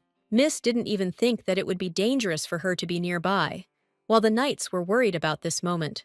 The girl herself walked past her father, not even deigning to glance at him, because she noticed her knife. Miss pretended that her cutlery simply flew away while she was trying to cut the pancakes. Laylaten was so afraid he couldn't unclench his fists, because he remembered the girl's strength during the wedding. However, the man collected his thoughts and said that if Rosanna wanted, she could take her knife back. But the heroine didn't even think about pulling out the knife, because it could have become an excellent tool for interrogation and torture. So the great warrior demonstrated how to properly communicate with spies. The girl herself didn't even notice the cruelty with which she was now treating the guy. The lady's priority was to interrogate the spy skillfully so that he would confess how he got into the estate. She only allowed the Duke to intervene in the torture process for a moment, but it became clear that he was incapable of anything. So Rosanna took the initiative again, because only she could handle this task. From the girl's mood, the spy quickly realized that he would not get off so easily, and his face turned white with horror. The heroine was not afraid to hurt people, because she had seen too much cruelty in battles. So now it was impossible to convince the Duke's daughter to show even a drop of pity. The people around were terrified by the horrors that the lady had promised the traitor if he remained silent. But no one dared interrupt Rosanna, who now seemed to everyone like a real devil in the flesh. The great warrior was serious about finding out who exactly sent this guy. No matter how much the spy asked to give him a little time, the lady did not even think about such a simple option. She deliberately pretended to leave the traitor until tomorrow in order to intimidate him even more. It worked perfectly, and out of fear, the assistant confessed that he had been sent by the magic tower. Rosanna didn't want to deal with magicians more than anything in the world, because they had done her a lot of harm. It was these people who summoned the girl for the emperor every time, using the ill-fated seal. Every time the great warrior stood before them, she felt as if she were a small and powerless child. So the thought that the magicians could track her down again greatly troubled the girl until the very night. Rosanne had no time to formulate any plan to counter these powerful opponents, but it was not entirely clear whether it was she who had really attracted the attention of the magic tower. At such moments, the heroine always remembered her close comrades with whom she had fought before. The girl, with a smile on her face, thought about how great it was to be next to them now. Those knights were distinguished by their intelligence and strength, and could always find a way out of any situation with the help of humor. The next morning, the lady began with her having to come up with a suitable task for Henry. In general, Miss did not expect that the guy would be assigned to continue working with her so quickly. Of course, Rosanna had nothing against it, since she herself had chosen the new assistant from among the librarians. The girl was even ready to believe that Henry would soon be promoted. But the guy himself did not want to rely on luck, which is why he took fate into his own hands. The lady was pleased with the talent of her new assistant, but just in case she sent the maids away. The heroine wouldn't want River and the others to hear something that doesn't concern them.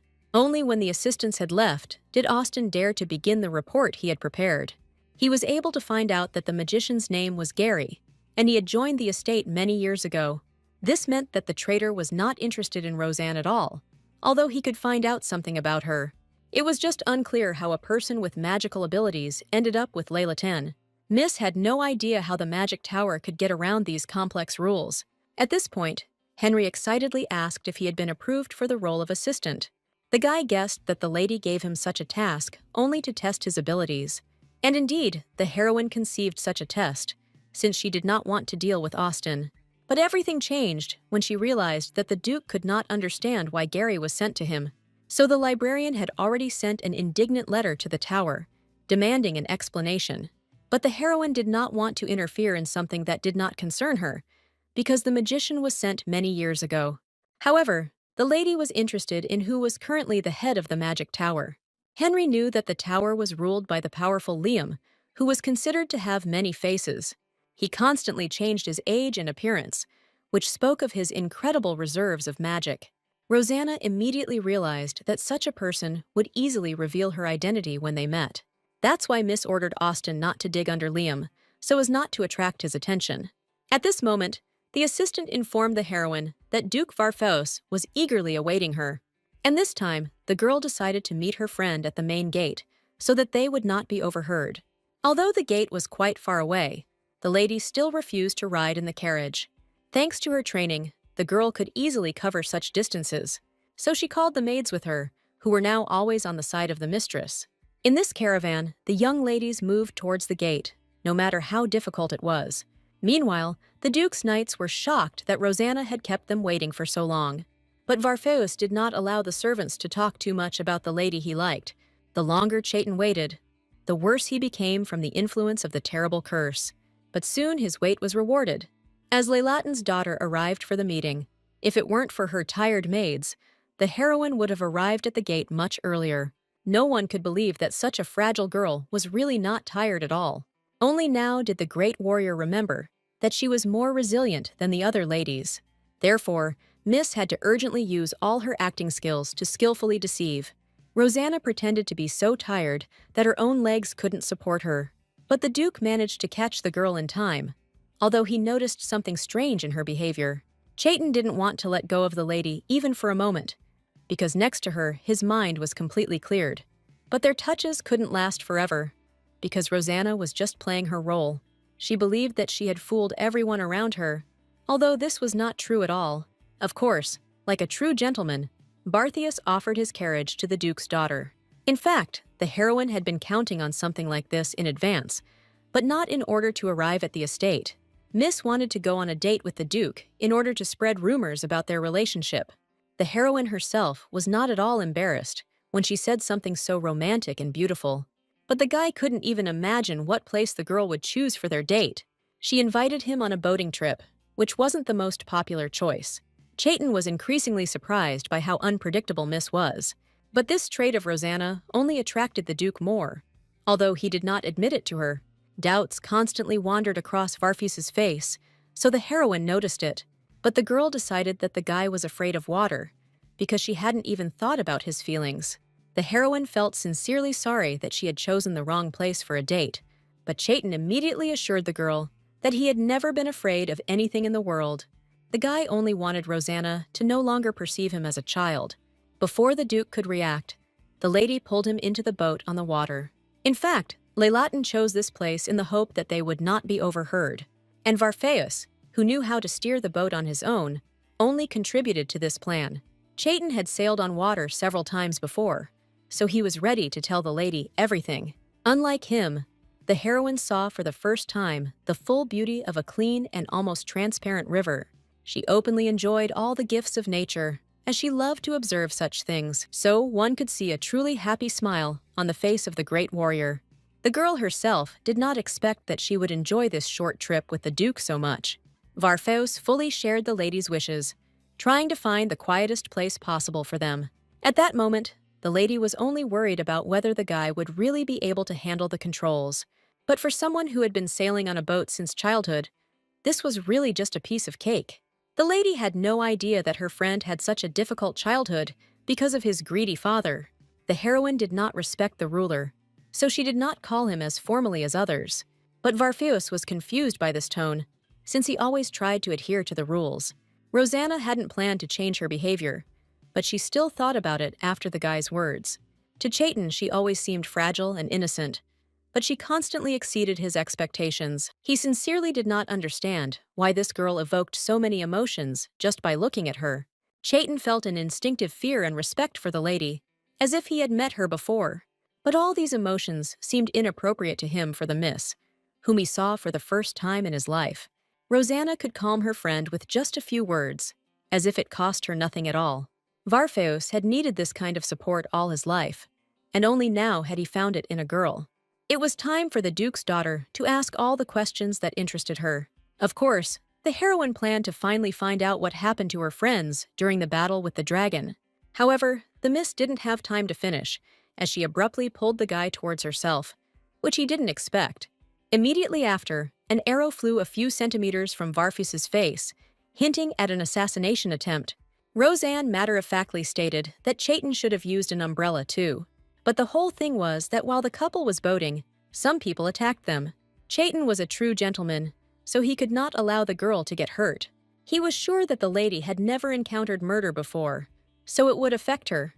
However, the guy couldn't let go of the enemies who almost killed him with one shot. The heroine obediently pretended that she was terribly scared, so she clung to her friend. But suddenly, all of Chaitin's thoughts were occupied by her thin and attractive neck, which was nearby. At that very moment, his entire body was gripped by a wild desire, as the curse suddenly awakened. But the girl's gentle voice quickly brought the guy to his senses, although he did not answer her for some time. Rosanna had no idea about the thoughts that had just been going through her friend's head. She was acutely aware of the danger from the outside, so this time she hit Chaitin in the chest. As a result, they both fell to the bottom of the boat, and more arrows flew over their heads. However, the lady managed to once again pretend that her luck was just a coincidence. The Duke had no time to find out the details, because the enemies were not going to wait for the end of their conversation. It was common for the boy to see the water turn red due to the blood around it. He didn't know that the heroine was also used to this, as she had fought constantly in the past. That's why the lady didn't lose her composure now, although any other girl would have been horrified. In the Duke's mind, it would have made much more sense if Rosanna had begged him for salvation. So the guy only wanted to deal with his opponents as quickly as possible even more. He threw himself headlong into battle, not at all worried about his body, since he was many times more powerful than his enemies. The great warrior could not join this battle, but her help was not needed. But from the outside, she noticed what a strange feeling emanated from the Duke during the battle. Chaitin seemed to revel in the pain of his opponents, easily dealing with each of them. The aura emanating from the guy at that moment reminded the lady of the power of a black dragon. This meant that the battle with the monster was not over, and the Emperor would need Rosanna's power. At that moment, one of the enemies, who had carefully approached, attacked the girl from behind. But it would have been much better for the opponent if he had attacked the Duke rather than the heroine. The man clearly realized he couldn't beat Chaitin, but he picked the wrong man. So the girl defeated the enemy, who was superior to her in all respects, in one move. She was not afraid to mortally wound the traitor, so that Varfus would not be able to find out about anything. In just one instant, the enemy was defeated, something he didn't even have time to fully realize. The heroine looked at the opponent, who was destined to lose, with no pity in her eyes. The girl then threw the man into the water, knowing full well that he would sink to the bottom. Rosanna dealt with the enemy so quickly that the Duke was unable to notice her actions. So, within a minute, peace and quiet returned to Leilatin's boat, as before. Since the umbrella and hairpin were covered in blood, Miss got rid of them without regret. She arrived just in time, because by that time, the Duke had dealt with his enemies. The guy heard some noise coming from the girl, but didn't find anything suspicious. In the end, Rosanna managed to talk her friend into forgetting about this strange situation. The girl could not reveal herself to the Emperor's relative, no matter how close they were. Meanwhile, Chaitin believed that the lady's safety was paramount, so he swam to shore. The heroine felt good to feel that at least someone was caring about her after a long time of loneliness. No matter how much the miss insisted on continuing the conversation, the Duke decided to send her home. The guy was sure that the girl simply hadn't yet recovered from the shock, which is why she was calm. But the thing was that such a situation could hardly surprise the great warrior. Varfeus continued to attribute all of the Duke's daughter's discontent to the consequences of the horror. Although the lady tried to prove that she was fine, it was absolutely useless.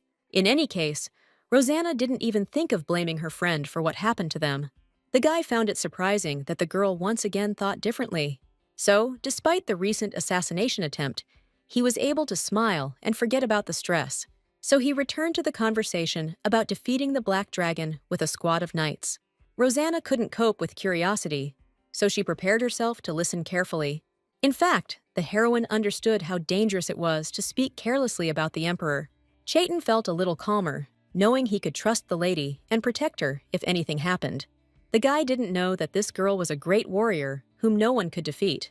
He began his story with how 10 years ago the Emperor called the knights to him. Then the ruler selected only those who would have to die later, even if they won. But young Chaitin had no idea that his own father had decided to send him to certain death. It was then that he first saw the great warrior, who struck the young man at first sight. The girl's stern gaze did not frighten Varfeus, because the depths of her eyes were full of justice and wisdom. Miss was surprised that the guy immediately guessed who the great warrior was.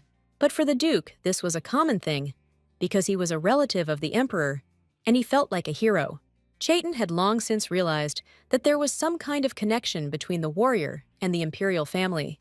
Moreover, the admiration was connected with the fact that only that lady could speak openly with the emperor. Rosanna concluded that she should have been more careful with all the ruler's offspring. Only the emperor could summon her, and his family could give the ruler an unnecessary hint. Varfeos himself found it strange that the hero was constantly passed down from generation to generation. People tried to steal the seal with the summoning, but the warrior responded only to the call of the emperor. Only now did the lady realize that she would have to face the ruler if she wanted freedom. The abundance of information made the girl's head spin, as everything only became more and more confusing. And Chaitin continued the story of the incredible hero who fearlessly rushed into battle. It was only thanks to this girl that they managed to seal the black dragon in such a short time. But immediately after that, the lady disappeared, as if she had never existed in their lives. Bitterness overtook the detachment when they encountered imperial knights on the way back. The heroine had no idea that the emperor would want to hide her identity from everyone so much. This act seemed unfair to everyone, and Chaitin tried to overcome the dragon's seal, but in the end, only he was able to return safely to the imperial palace. Rosanne was horrified that her friend had to survive all this time. The guy himself had long since gotten used to the fact that his own father was constantly trying to kill him. This sad story did not leave the lady until the night, although she could not help in any way. What angered the heroine most was that all her friends were killed just to keep her secret. The girl was so angry that she smashed the mirror with her fist, not wanting to see her face anymore. She felt the pain perfectly well, but she didn't care, because her friends were in much more pain. Naturally, such an obvious noise did not go unnoticed by Henry, who was just patrolling the area. The guy burst into the Duke's daughter's room because he was very worried about her condition. In reality, everything turned out to be much worse than the faithful assistant could have imagined. At that moment, the heroine was not ready to say even a word in response to Henry's concerns. As a close aide, Austin had no right to ignore his mistress's condition. So, in just a second, he took everything into his own hands and even lifted the Duke's daughter off the ground. The heroine was not accustomed to the fact that aristocrats paid so much attention to ordinary wounds. But the guy was well acquainted with the rules, so he came up with a picture that was a little more convincing. He threw the lamp with all his might so that no one would realize that the lady had hit the mirror with her bare hands. This was the only way for everyone else to believe Rosanne's legend and not ask any more questions. Miss still couldn't understand why it was so necessary to invent such a story. The former librarian had long since become accustomed to the fact that his mistress was different from other ladies. So he calmly said that aristocrats usually did not break a mirror with their bare hands. In a couple of seconds, a worthy plan to save the girl from suspicion arose in Henry's head. Only now did Rosanna realize how good and smart an assistant she had chosen for herself. In fact, Austin didn't just visit the lady for no reason, because he had news about that magician. It so happened that during the interrogations the guy died, but not even because of the cruelty of the knights of the estate. Gary didn't want to die at all, and therefore promised to tell everything he knew. Henry was present at the time, so he saw with his own eyes how the guy suddenly exploded. The explosion was so powerful that the nearby knights suffered severe burns. Rosanna guessed that in this way, the magic tower had avoided all questions about the traitor. This case became more and more confusing and complicated, and there were still no answers to the questions. Austin noticed too late that the lady was about to make the legend of the injury even more plausible. Therefore, he did not have time to stop the girl from crushing the fragile teacup with her hands. The assistant could hardly restrain himself from scolding the Duke's daughter for such carelessness. He began to collect the fragments with his own hands, forbidding the lady to approach him. The guy immediately guessed that Rosanna did this out of anger, and he was completely right. The assistant was no longer going to allow any more injuries to the girl who did not spare herself. Henry had only a few minutes to call for a doctor in a calm environment. As soon as the guy ran away, the heroine began to think about how fragile the ladies were. Rosanna was definitely lucky to have such a sensible and wise man by her side. Meanwhile, Chaitin recalled everything that happened to him after returning from the battle. At that moment, the guy had to bury empty coffins, since the bodies of his comrades were not found. But Varfeos didn't tell anyone that in fact all these people were saved from death. The knights secretly served their master, Otherwise, they would have been dead long ago. Even Paul didn't know about this story, although he was the Duke's closest assistant. Until the very end, Chayton was afraid that someone might betray his friends, and they would be sent to their deaths. That's why Varfus didn't tell even such a good assistant anything about the past. From time to time, the gentleman was tormented by an unnecessary feeling of guilt because he had lied to everyone. However, Paul was always on Chayton's side, even if he didn't know the details of his doubts, due to the endless thoughts in his head. This time, the Duke ended their late meeting early. Varfus kept thinking about the lady, who seemed frightened to him after meeting with enemies. The guy would really like to do everything to ensure that the girl does not get into such situations in the future. He still could not understand the reason for his feelings, but his whole body was drawn to the Duke's daughter. Even now, Chayton secretly hoped that Rosanna thought about him at least a little too. There was a high probability that this was the dragon seal's effect, but Chayton didn't know for sure. But even the all-knowing Henry could not prevent all the consequences of tonight. It's all because Duke Lelatin had been yelling at his daughter since early morning for her nighttime antics. He was angry that the girl was trying her best not to pay attention to him. The man constantly punished the lady with house arrest, but it had no effect. And now the Duke had to report to the Emperor himself, which he feared. But the heroine didn't care about these small details, so her father's shouts only irritated her. She pretended that her health had worsened due to the constant ringing in her ears, and the assistants immediately took the girl as far away as possible from her father, who still had not told her everything. What irritated the lady most was that she was forced to go to tea with the other aristocrats. From the very beginning, she felt the contemptuous glances of the ladies, which she tried to ignore. Only in solitude could the heroine find salvation for herself, but even that did not last long. While Rosanna tried to distance herself from the lady, they continued to gossip loudly about her. Because of her heightened sense of smell, the girl felt that one of the ladies was constantly watching her. It was Potlengi, who had never forgiven the daughter of Duke Lelatin for her recent loss. But the heroine was amused by the fact that she defeated the impudent aristocrat Brina with such ease. But the girl did not expect that the ladies would soon move from silence to action. She would have preferred that the aristocrats continue to gossip behind her back, without touching her. However, Potlengi, with a false smile, declared that she could not leave Rosanna aside. The heroine understood that her refusal of the company would only raise more questions from people. So with a sigh, she allowed these girls to join her humble table. This is how Rosanna found herself almost in the center of attention, although she did not ask for conversation. She didn't even try to listen to Brina's boring conversations, which interrupted everyone around her. The other ladies happily supported Potlenga's conversations, trying to make friends with her. They did not dare to say a single word against Brina, encouraging her desire to marry the prince. None of the aristocrats suspected that Rosanna was only interested in the delicacies on the table. It was to them that Lelatin devoted all her time at tea, ignoring small talk at the table. Brina mistakenly attributed Rosanna's silence to fear of opening her mouth in such a large group. So Potlengi began to openly laugh at the lady who could not speak. But the heroine sincerely didn't know what they were talking about, because she hadn't been listening to her interlocutors the whole time.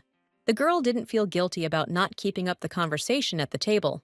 She wasn't at all interested in the discussion about who would receive the title of the Heavenly Galaxy this year. It was quite by chance that the great warrior treated such a famous title with disrespect. She immediately realized that she had said too much, since Brina's look did not bode well. Potlengi won this title every year, so she couldn't allow anyone to laugh at him.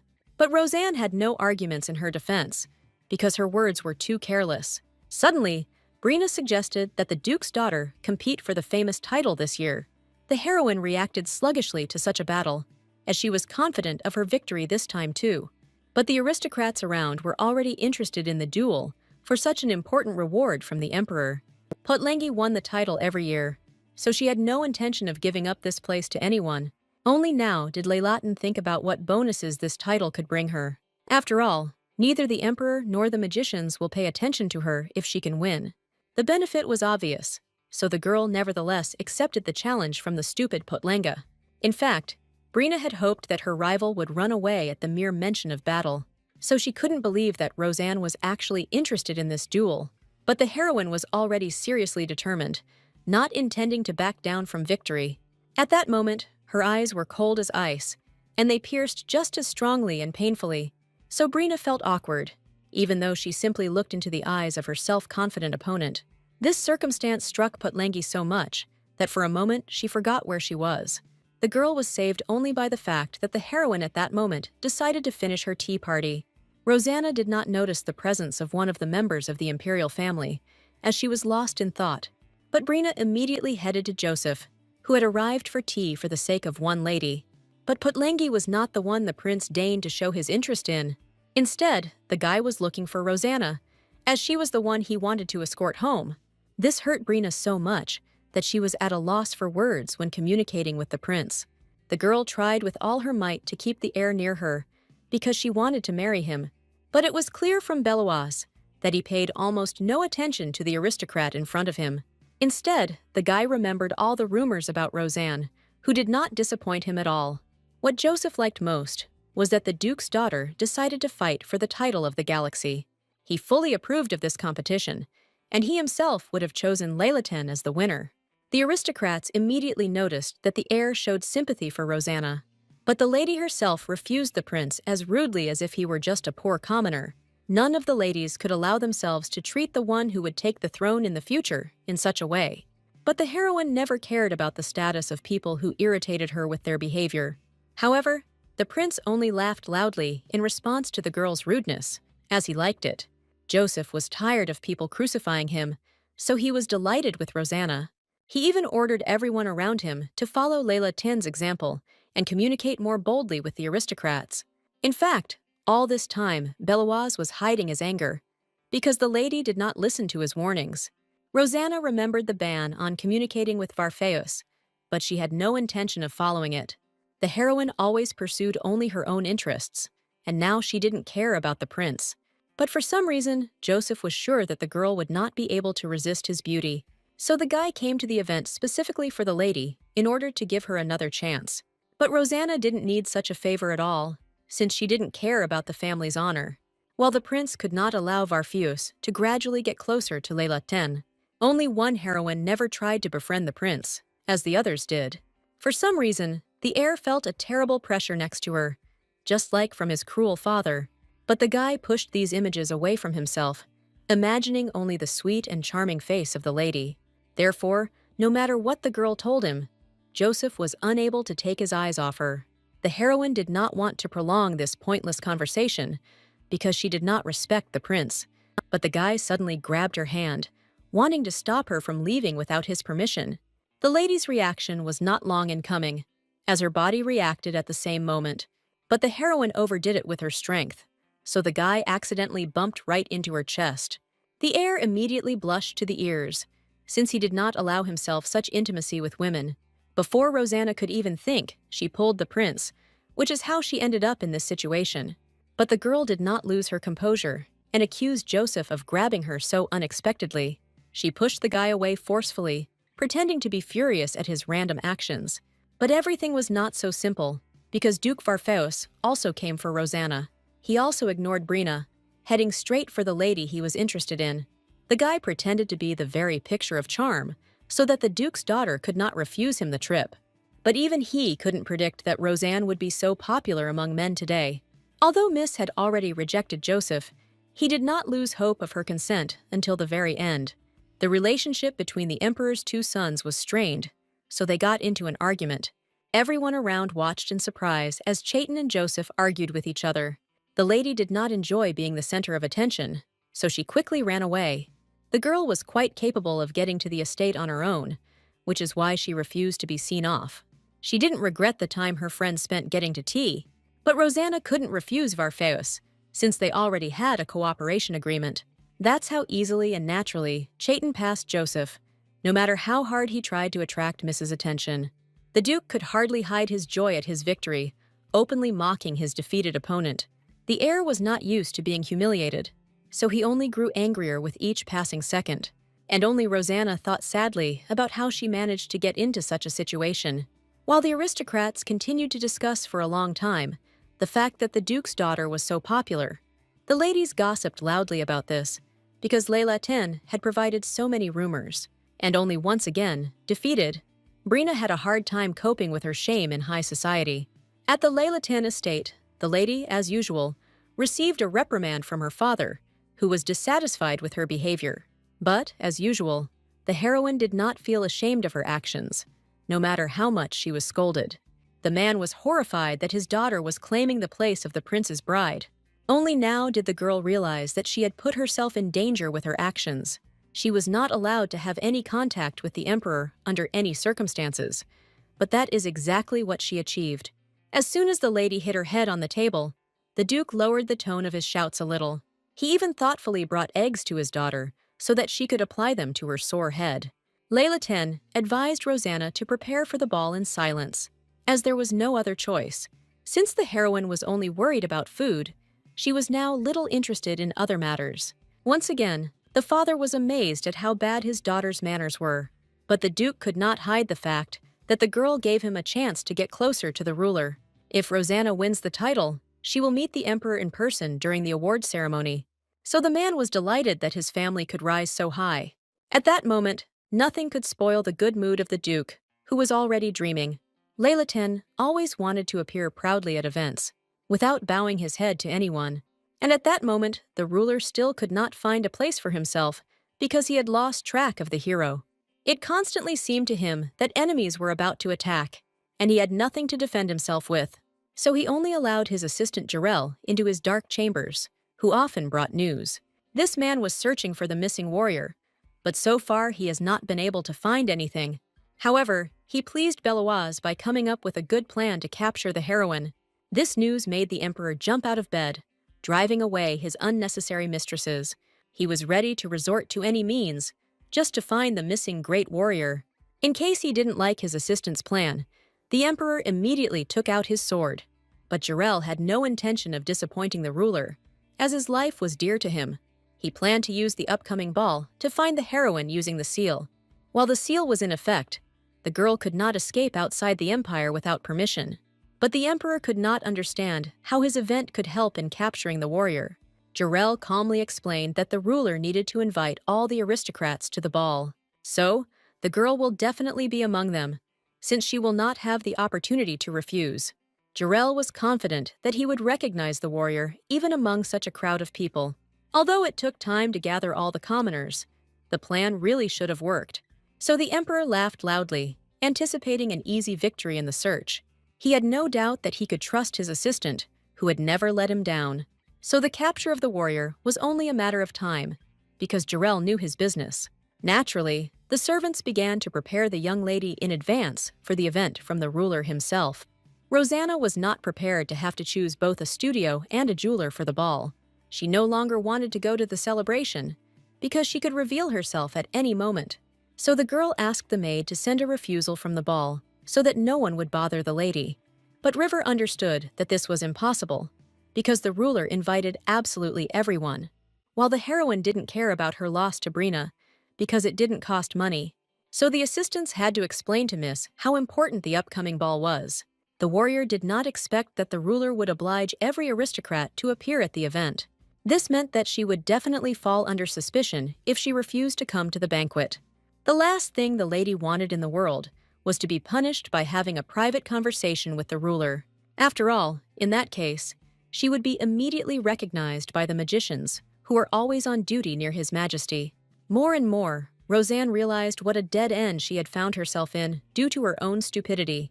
The assistants had no idea why Leilatan was sad, so they consoled her in the wrong way. River said she would definitely find the best tailor to create exquisite dresses, and Henry promised that he would find the most expensive jeweler, because the lady deserved the best. But all their proposals caused rage inside Rosanna, which she did not want to attract attention to. The girl understood that she could no longer compete with people in public view, so she asked her assistants to find the quietest and cheapest options for the masters. However, River and Henry were seething with energy, so they hardly listened to the mistress's demands. At that moment, the Duke, who was looking for her all over the estate, also fell on the girl's head. The man was overjoyed, because he had brought a very expensive gift for his daughter. He personally managed to secure reservations at the most expensive ateliers, from which the lady had to choose one. The Duke was sure that Rosanna would be grateful to him for such a wonderful opportunity.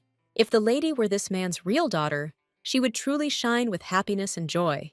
But the heroine did not understand the delight of these people, who were only chasing expensive things. Besides, the girl had no intention of flattering the Duke's vanity just to improve their relationship. She chose the most discreet option for herself and planned to stick to it until the end. But the servants appreciated the opportunities that the Duke so generously provided to his daughter. Joseph always went to the first tailor on his list, so they had the best quality. But the second studio was no worse, since Leila 10 often bought expensive clothes for himself there. Third place was always preferred by Varfeus, for whom custom-made clothes were made. So it was no surprise that Rivera was beaming at the possibilities. The maid always wanted only the best for her mistress, and now these positions came so easily. So now the assistant didn't have to stand in long lines for just one reservation. As soon as Rosanna showed River the precious piece of jewelry, the assistant immediately changed her mind. The lady insisted that the maid choose a quiet place, and the girl did not object anymore. The heroine was going to continue bribing the servants in order to achieve her goal and not stand out. No matter how hard the assistants tried, they could not understand the train of thought of the Duke's daughter. So River was noticeably upset that Rosanna had not chosen the best tailor. The maid knew only too well how difficult it was to reserve a place in them. Only Henry's support allowed the assistant to calm down a little after the lady's decision. The guy was sure that the Duke's daughter intended to find jewelry among the old collections. That's why he now supported Rosanna's desire, because the search could be crowned with success. Austin had heard many stories of old relics gaining new life and popularity. River was so delighted by the guy's reasoning that she completely forgot about her recent sadness. On this good note, they parted to quickly deal with important matters. Soon the maid received another gift from her mistress, who was pleased with her work, all because she found such a quiet place that she was afraid to think about even in her dreams. All the outfits in this studio were quite old-fashioned and simple in their execution. The master was not too busy due to the small number of orders, so he turned his attention to the clients. It was the first time in his life that he had seen such a rich man, so he was so surprised that he couldn't stay on his feet. Rosanna couldn't believe she could evoke such emotions in people, because usually everyone didn't react so emotionally. This tailor's name was Julio, and he was barely making ends meet, so he didn't expect any aristocrats to come to him. Yesterday the guy heard about the reservation, but he was free all day, so he didn't even write down the client's name. So now he was shocked to find himself accidentally chosen by the famous daughter of the Duke of Leila 10. The tailor could not control his trembling voice, although he tried to be polite to the guests. As soon as the lady sat down in the chair, she immediately gave the guy the task of sewing her a dress for the ball. A look of uncertainty crossed Julio's face, as he had never received such a complex order before. But it was impossible to convince the heroine, because this place completely met her requirements. The girl immediately laid out a lot of money, so that the guy would not dare to refuse her because of his greed. Rosanna had no preferences, so she completely trusted the poor tailor's taste. Julio couldn't believe his ears when the lady promised to wear any dress he prepared for her. River couldn't keep silent, so she reported that her mistress had already refused all the famous ateliers. Moreover, at this ball, the girl was going to win the famous title of the Heavenly Galaxy. This responsibility only further frightened Julio, whose skills left much to be desired. The heroine only sighed after the stories of her maid, who did not help the common cause at all. The girl casually consoled the guy, and it turned out that this had found her another admirer. From that moment on, Julio decided to dedicate all his outfits to the wealthy Leilatin family. After some time, the heroine noted how tired her body was after one short trip. Although it wasn't surprising, considering how much time they spent trying them on. River was even more exhausted than her mistress, so she was already fast asleep. Looking at her, the heroine smiled sincerely, because everything in this life constantly made her happy. She didn't expect that the adventures wouldn't end there, because the Duke was waiting for her at the gate. The guy was upset because Rosanna did not choose his studio to make her dress. The heroine immediately noticed that madness was gradually creeping closer to Chaitin's mind, so she was the first to reach out to Varfos, to ease his condition with a touch. The Duke fell silent in surprise, as he felt calm and warm in his soul. All this time, he hid from himself how much he needed intimacy with the girl. Only now the guy sincerely admitted that he felt a little better after this. The The heroine had no idea how difficult it had been for Chaitin to cope with the curse all this time. The Duke tried not to leave Rosanna's side for a moment, as he felt worse without her. So, despite being tired, Layla 10 made time for her friend to chat in the living room. She was the first to firmly take the Duke's hand, unaware of how it looked from the outside. The heroine believed that she was only helping Varfius and did not think about his feelings in return. As soon as they entered the living room, Chaitin became interested in where exactly the lady had gone. Her refusal to work at his studio hit the guy's self-esteem hard, causing him to noticeably lose heart. The Duke could not understand why the lady preferred the almost bankrupt studio to all the others. He had always suspected that Rosanne was stubborn, but now it was more evident than ever. Varfius was afraid that the girl acted this way because she couldn't get into an expensive studio. The guy assumed that the cost of the dress was too much for Rosanna to afford.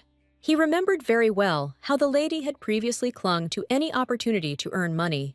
She even convinced Chaitin to defend her in a duel so that they could take the entire prize together. The heroine herself was so absorbed in food that she did not notice her friend's heavy thoughts. Whatever he thought, the guy didn't even get close to the truth that the heroine was hiding. At this point, the lady remembered that she was not alone in the room, so she started talking about the studio's price. She remembered that one of the armors was provided by the Duke, for which she was sincerely grateful to him. But the girl had no intention of turning to famous masters, as she had a different goal. Chaitin felt wild jealousy when he heard that Joseph had also booked the atelier for the lady.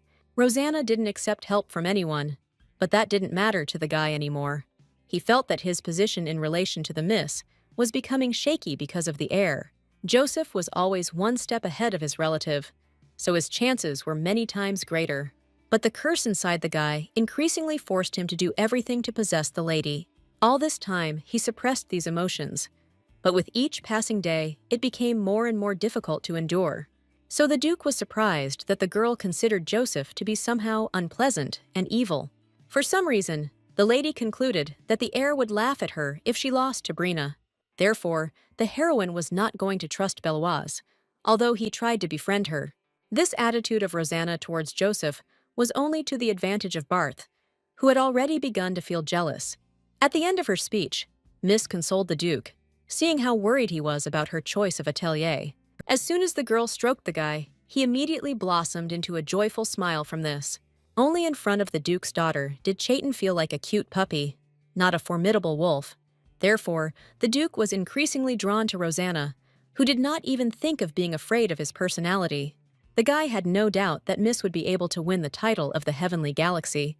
Unexpectedly for herself, the heroine felt embarrassed by her friend's kind words and sweet smile. Chaitin was so eager to become the girl's partner at the ball that she could not refuse him.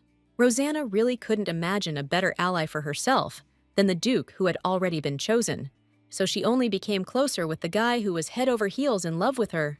A few days later, Julio arrived at the Leilatin estate with the completed outfits. The heroine was only glad that the guy was able to finish earlier than she could have imagined. The tailor was looking forward to the lady's reaction, as he had put a lot of effort into these outfits. He deliberately covered them with dark cloth to show 3 different options in turn. Julio maintained his secrecy for a while, just to drag things out a little longer before the show. This made Rosanna and Rivera's excitement even more noticeable, as they were both burning with curiosity. The tailor acted as if his dresses were at least works of art, and what he presented on the mannequins was truly difficult to call an ordinary outfit for a lady. The most impressive thing was the last dress, the likes of which had never been seen before. The guy himself understood how difficult it was to choose between these wonderful options, but none of the girls were delighted with the dresses that the tailor had sewn with his own hands. However, the heroine promised that she would wear a dress from Julio, so she chose the latter option. No matter how much River tried to dissuade her mistress, the Duke's daughter had already made her final decision. A heavy atmosphere fell over the entire estate because of the dress the girl chose. Only the maid understood the full horror of what was happening, but she could not save Rosanna.